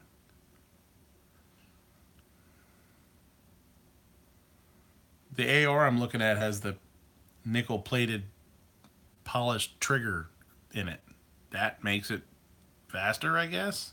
I mean, it's smoother, obviously. It's there for a reason. But technically, does it make it faster to shoot? I don't know.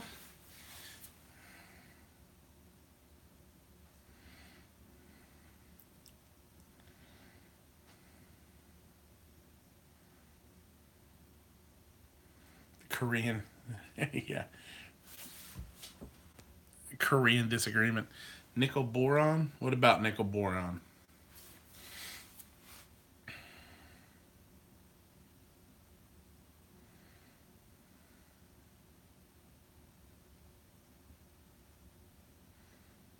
I don't think the trigger is nickel boron. I don't think it is. Maybe it is. The bolt carriers are nickel boron. Shine. Shiny. Smooth with a V. Smooth.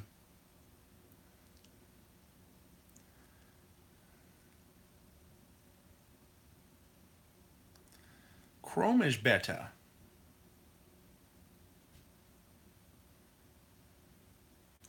PSA upgraded triggers.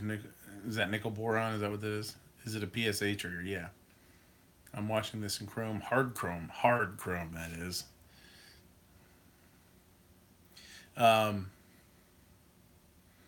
Yeah, I'm looking at I think it's like $10 or $20 to have as an upgrade. It sounds worth it. I think it'd be nice.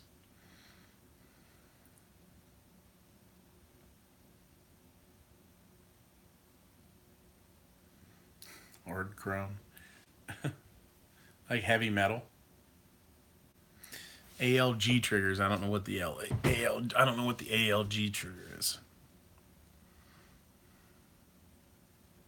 Or is that just for you? It's asshole loser grade trigger? They call it the RL trigger? I don't know. Is that it? Same thing?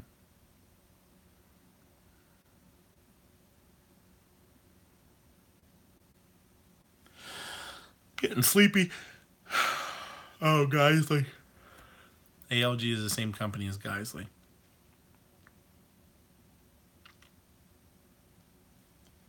I don't know nothing about no Geisley triggers. What is up with those AK bolt carrier groups in the white? Are they stainless or chrome?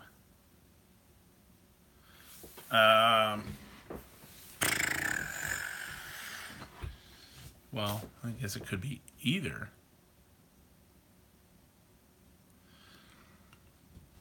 Travis, if I'm able to, which things have gotten pretty tight again.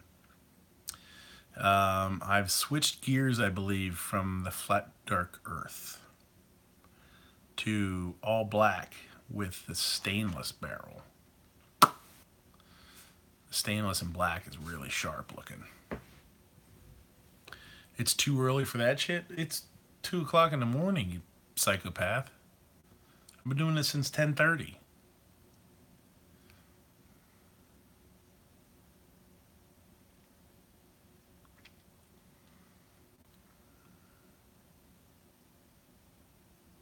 Outlaw does these half-an-hour shows. He thinks he's amazing.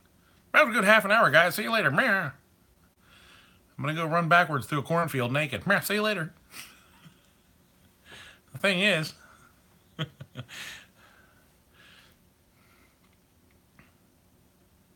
if you want an echo trigger, you better get that son of a bitch quick.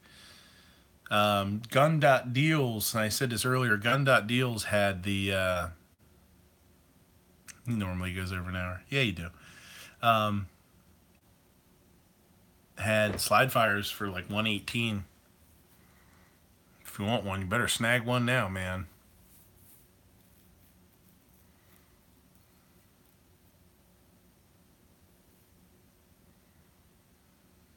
Abe says he's lucky to last 30 seconds, let alone 30 minutes. It's a story of my life, bro.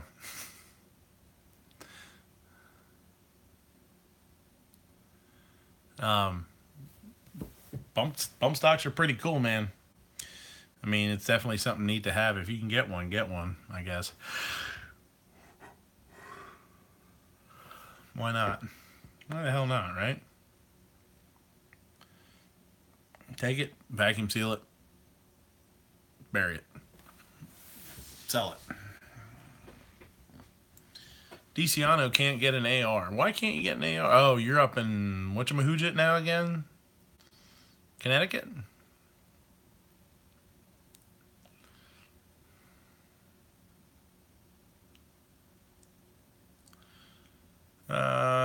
Yeah, Connecticut.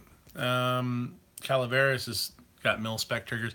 I didn't even realize they did. I didn't even realize till like yesterday that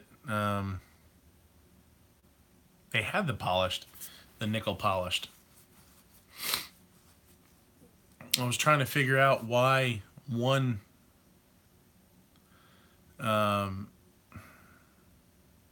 lower was like 10 or 20 bucks or however much more than the other, and it was the same stock. It was same stock. One of them wasn't like Blem or anything. And then I saw it's called the EPT.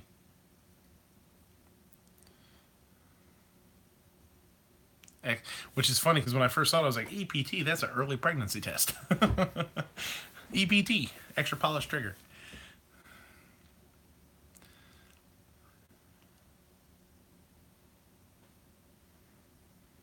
Breakfast time, that's right. Just turn the camera this way and go make some eggs.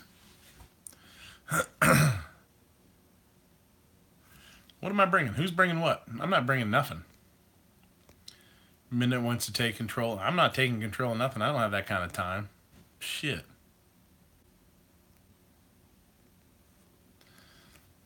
What are you cooking for breakfast? I don't know. I might just have to make a snack before I go upstairs. Get a little energy so I don't pass out and fall asleep in a shower.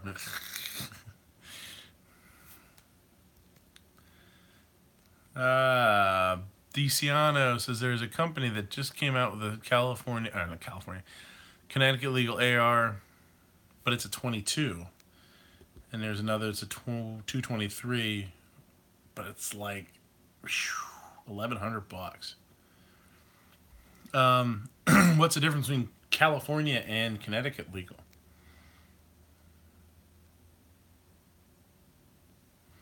Which is, Jumpy says, which is better, the AR-15 bolt carrier group or the M16 profiled one? I don't know much about them. I know all the lower or the uppers that I've been looking at are full auto bolt carrier groups. I guess that's what that means. You know, I'm not sure.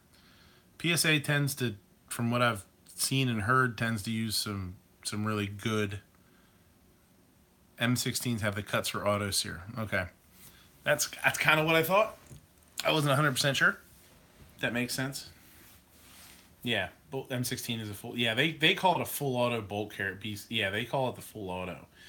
And I kind of figured that's what it was. Is it was just a drop in replace, like same, full auto mil spec or whatever. They seem to use some really good parts. The stainless one's pretty cool. I did some research on the stainless barrels. A lot of people say that they're more accurate because they can cut them more exactly.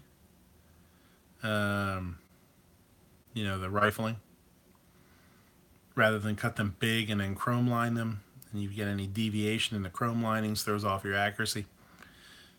How much is, you know what I mean? I'm not buying an AR for. I got the Savage if I want to shoot precision. That thing's more accurate than I am for sure. I just the upper I'm looking at now with the stainless barrel, which is kind of cool. I like the look of the stainless in black. It's really sharp. Is a 1 in 8 twist, which I actually like. This is not a ape. This isn't the premium. This isn't an F8 and H barrel. I don't believe so. But it's a 1 in 8 twist instead of the 1 in 7, which I actually think I would prefer. That way I can shoot more medium-sized bullets and not go so super really heavy. To be a little more accurate with a little bit lighter bullet.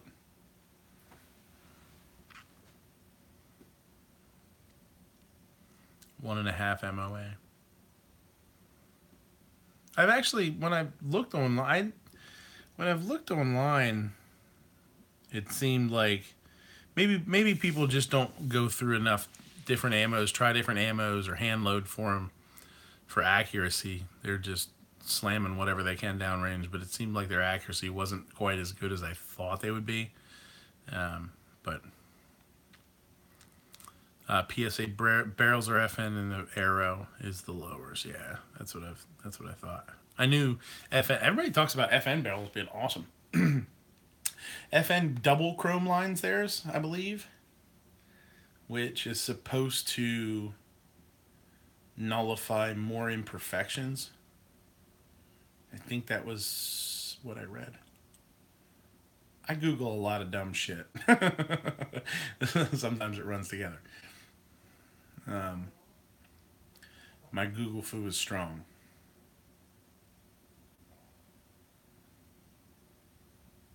Yeah, RL. I see it. Yeah, FNH. Aero Precision has some nice stuff too, it seems like.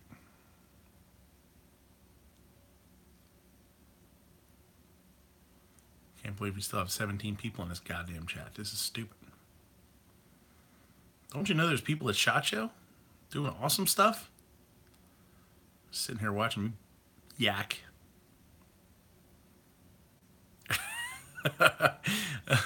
I will burn you out, man. Night, Gary. Thanks for coming. Thanks for the Google-fying. I look like a yak. I look like I'm gonna yak because look at your ugly mug. Yak.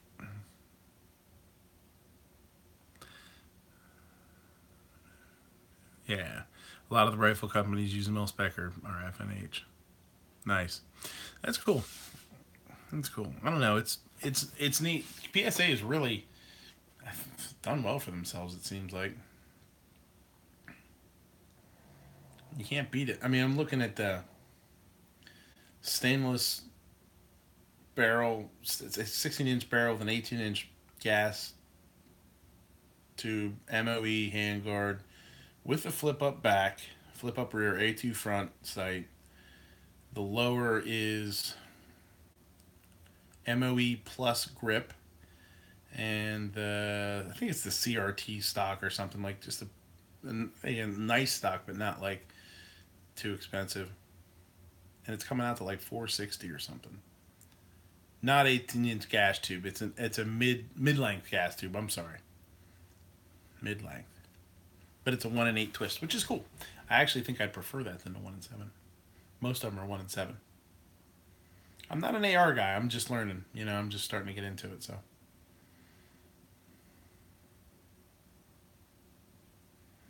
it's not like being into liking having an AK and learning about the AKs and stuff. Twist rate and all that kind of stuff isn't really something that you really worry about. You don't have the bullet weights to even give a shit, really, even if it did.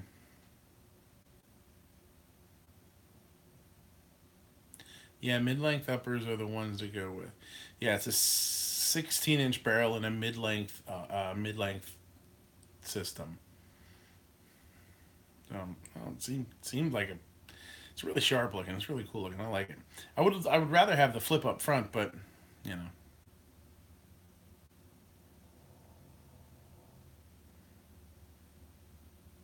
put your eye out. I hope not.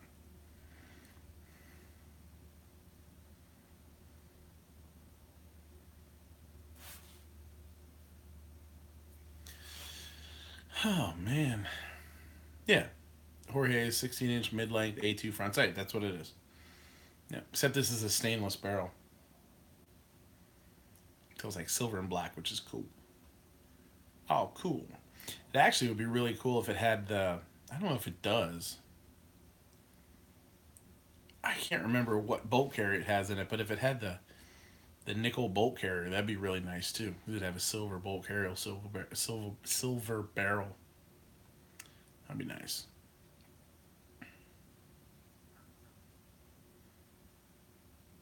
Cycle Camp, when are you running for president?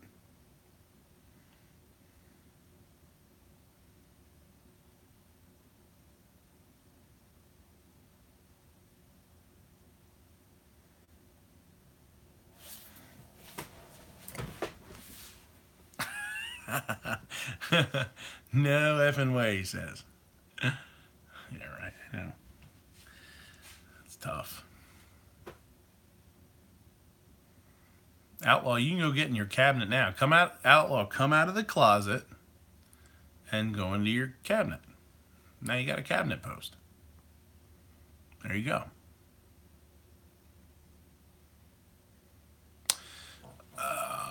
RL says, I have a dissipator with the stainless barrel, and I ran a nickel boron bolt carrier.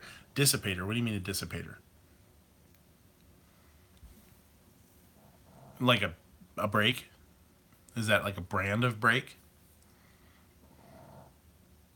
You hear that? Dog snoring.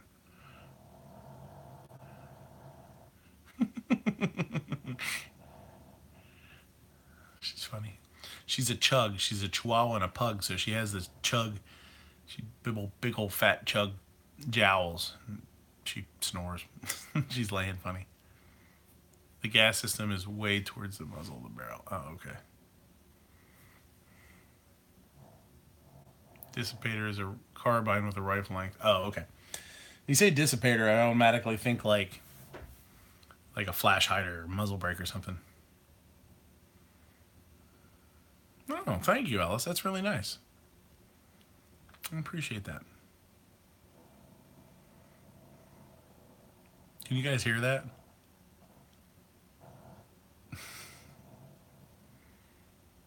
That's funny. You can't hear the dog snoring? Alright, never mind then. I figured you guys could hear it. Usually the mic picks up all sorts of stuff.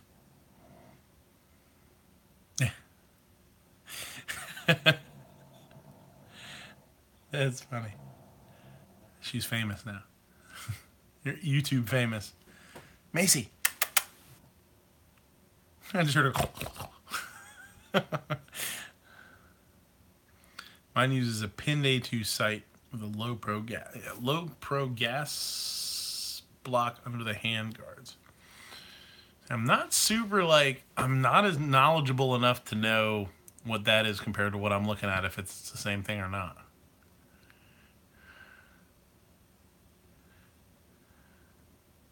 I just know it's a fairly good, it's a good deal.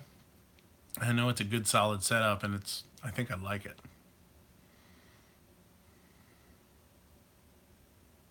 So we'll see. We'll see if I can swing it. Maybe I'll wake up tomorrow and I'll have a whole lot more patrons. Or none. Okay, so the complete upper, and the complete lower. Yeah, the one that I'm looking at is a carbine with a mid-length gas system, stainless barrel, Magpul backup sight. It's got the MEO handguard, the M-lock, and then it's got the it would have, it's the upper and lowers, but the lower has the MOE plus grip, and I think the CRT stock, the one that doesn't have the compartment in it because you have the compartment in the grip, it's like it would be $460, I believe.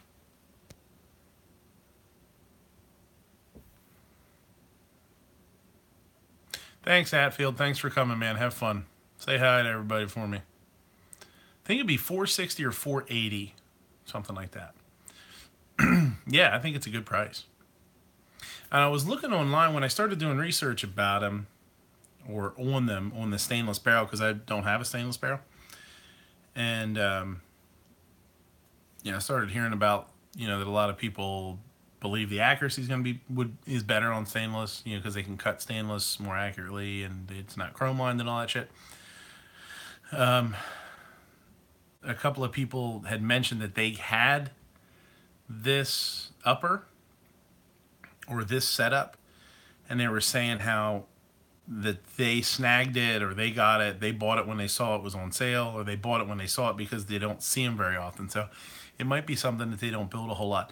A lot of people didn't have the MOE handguard. They just had the regular round stock mil spec handguard or whatever. The MOE's on this one. So I don't know. The next couple of days, if it's still available and I can try and swing it, I might do it. My wife has given me the go ahead. She said, "Do it, buy it, buy it, buy it." But life is tough sometimes.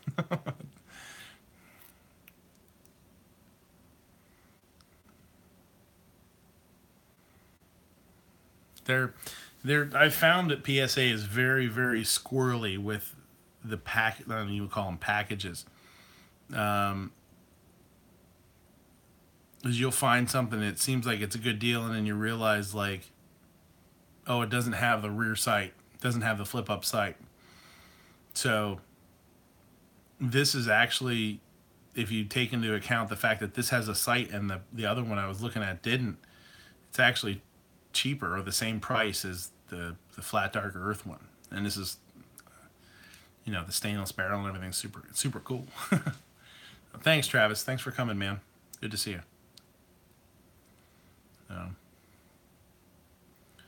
We'll probably shut it down here too. It's 10 after 2. Good God, stupid.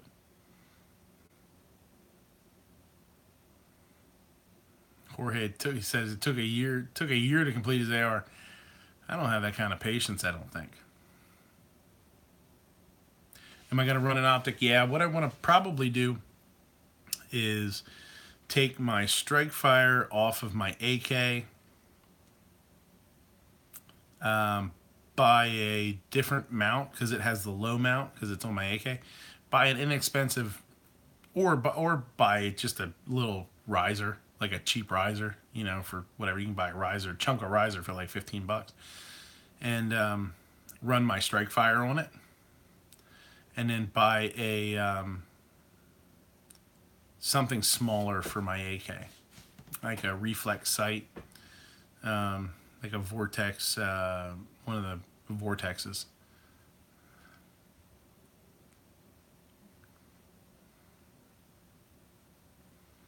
As the AK is fine. I've been shooting the AK with the vortex strike fire on it, and it's fine. It shoots great. It's accurate, but it's a little big.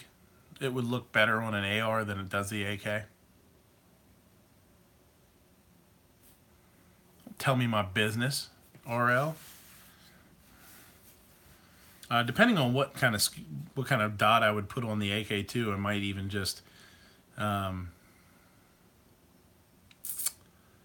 buy a red dot with an AR rise or an AR mount, and just switch the mounts back and forth. Switch the mounts, because it has a single ring mount right now. You just take that off of there and switch them back and forth, and not have to buy something separate.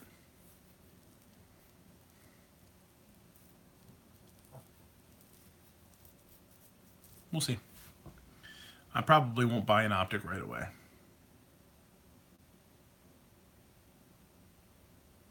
Well, he says, well, if I ever get to have another chat, we could discuss this stuff. Richard. My name's not Richard. Who told you my name was Richard?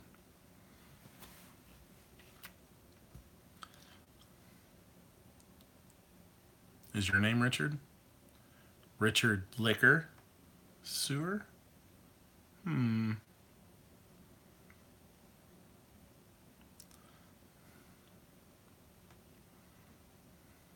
Hashtag I know Richard Liquor. And he drives a truck. He drives a big rig.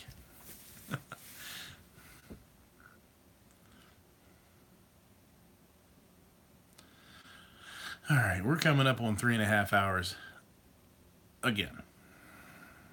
We're down to 9 people. You're dropping like flies. I didn't see any new subs. My Clover tax scheme didn't work. I didn't take over your chat. I just boxed you out of it. It's like Ricky Bobby rubbing his racing kind of thing.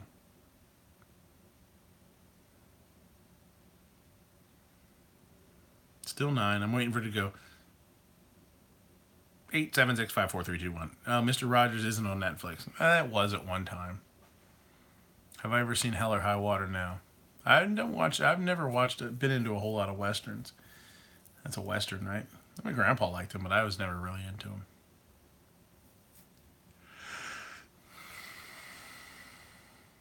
Nope, we got 10 again. Somebody came back. Now let's see if this asshole's still talking. Oh, back down to 9. Yep, he is. Bye. So, Gus Robin Banks. They have Bob Ross. Bob Ross, yeah. Oh, back to 10 again. Bob Ross is another one they always say was a sniper. It's like, oh, he was the most dangerous man in the military. More kills than anybody. He was a character.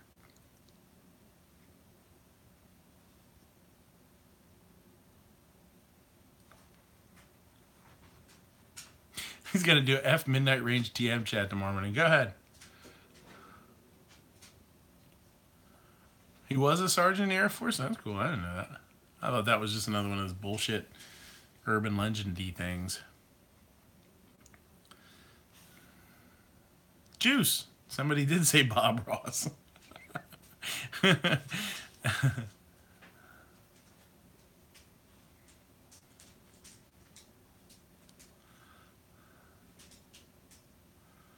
All right. Yeah, well. So, all right, let's... Oh, there was... You know what? There was one other thing I was going to talk about, too, tonight. Now everybody's out here. I should have talked about it. I totally forgot about it. This thing with these parents that had the 13 kids basically held captive. Horrible. That was all he did. Yeah. And I wanted to talk about that a little bit, do a little public service announcement. Almost. It's crazy, horrible. There was one, we had one local couple of years ago, the Tuttle one, where they had the kid with special needs in the room. Nobody knew he was there. It's brutal, man. You know, I wanted to, I was going to say too, they have you can look it up. I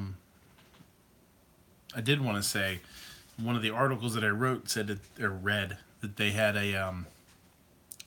they were doing a fundraising through a hospital, I believe.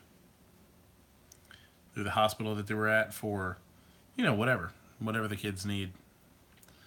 And it specifically said if you see a GoFundMe account or something, that it's not real.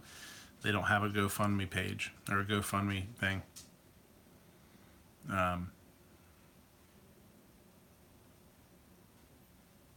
Yeah, 2x4s and chained to the parents' head. Yeah. Yeah. So they're looking at 93 years, which is nothing for sounds like what they did. I think that's pretty easy.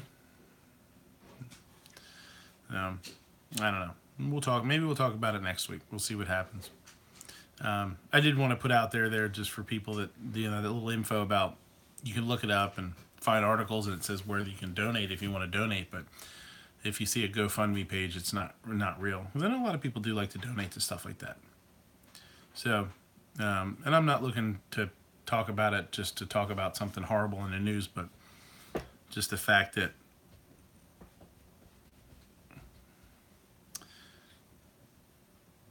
sometimes you need to watch out for other people's kids and not just your own. You see child abuse or something wrong. Sometimes it's your job it turns into your job to take care of somebody else's kids. And I got a little of my own. I can only imagine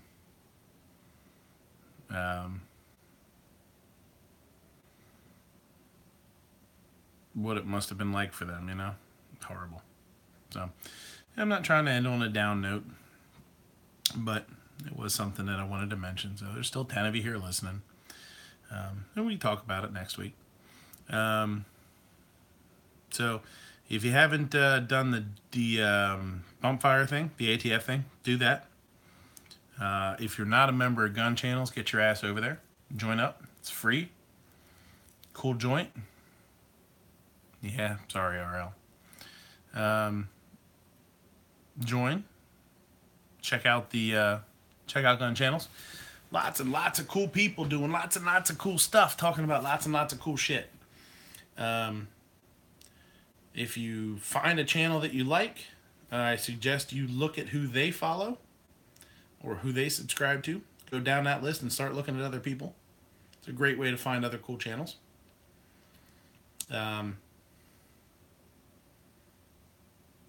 If you like the content on my channel, I do have a Patreon account. You can go over there and throw some monies at it. Help me keep cooking. Doing some fun videos. Always live chats on Sundays. I shouldn't say always, but usually live chats on Sundays. And I appreciate everybody coming. I could give a shout out to Richard Liquor Sewer. Rich. Oh, RL Sewer. RL Sewer. Richard Liquor Sewer. That's not how you spell sewer. SEWER is how you spell sewer. No, well, whatever. So RL Sewer. RL space SUEHR. Go look at his channel.